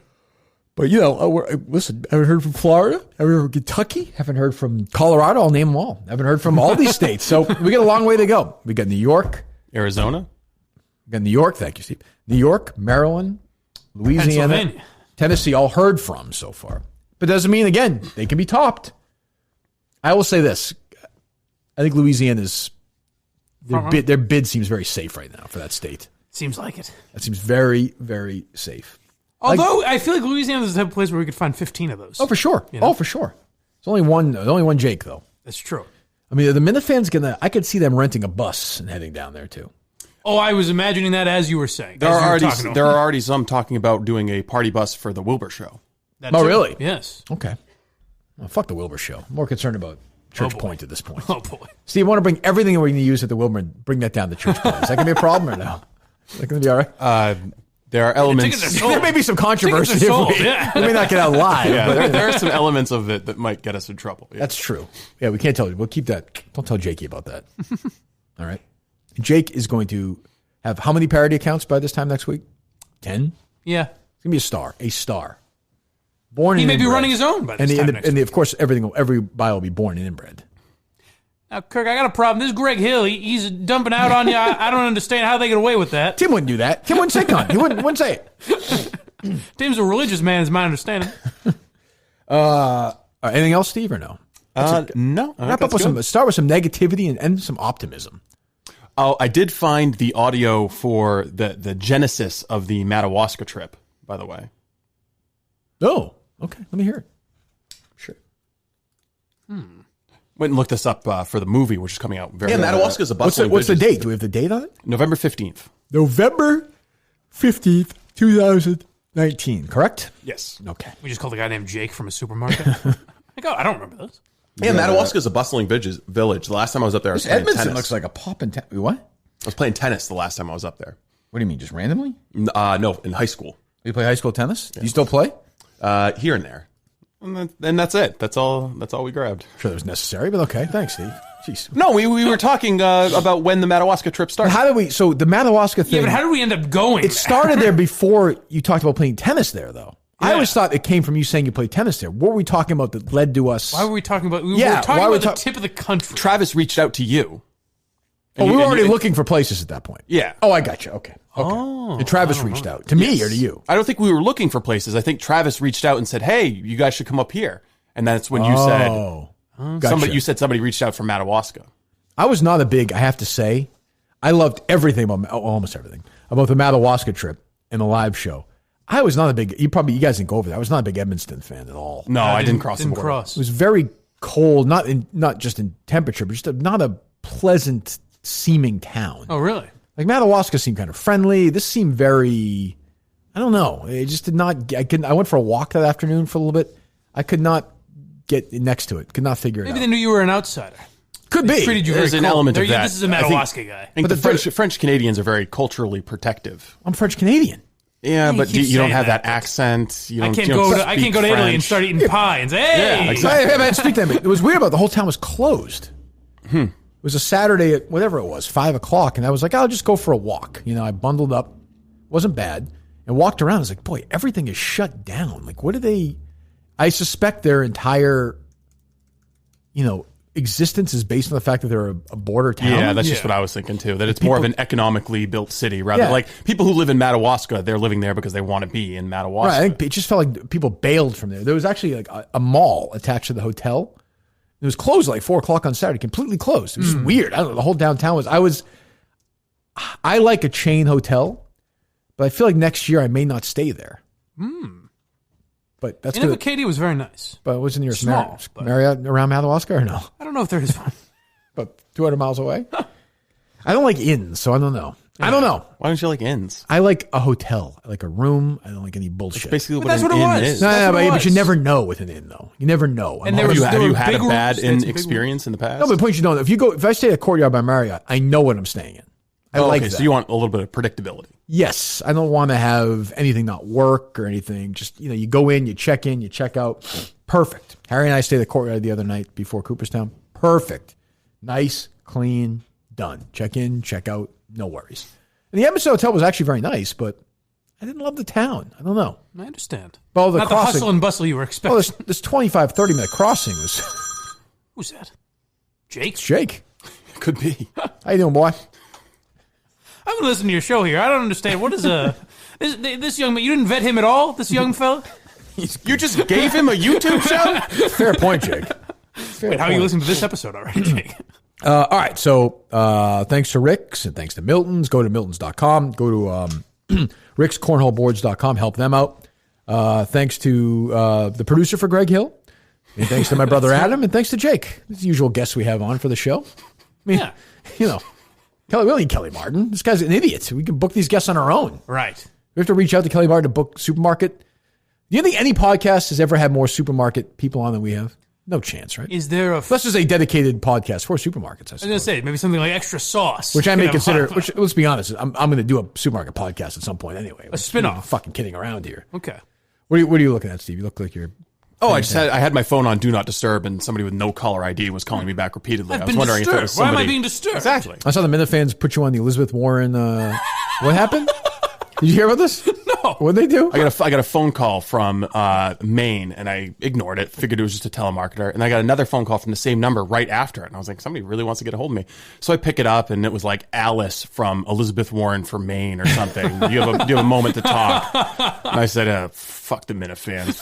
And she said, excuse me? And I was like, it's not your problem. It's these fucking people. They put me on this call list. Jesus, Steve, you're coming nicer to her.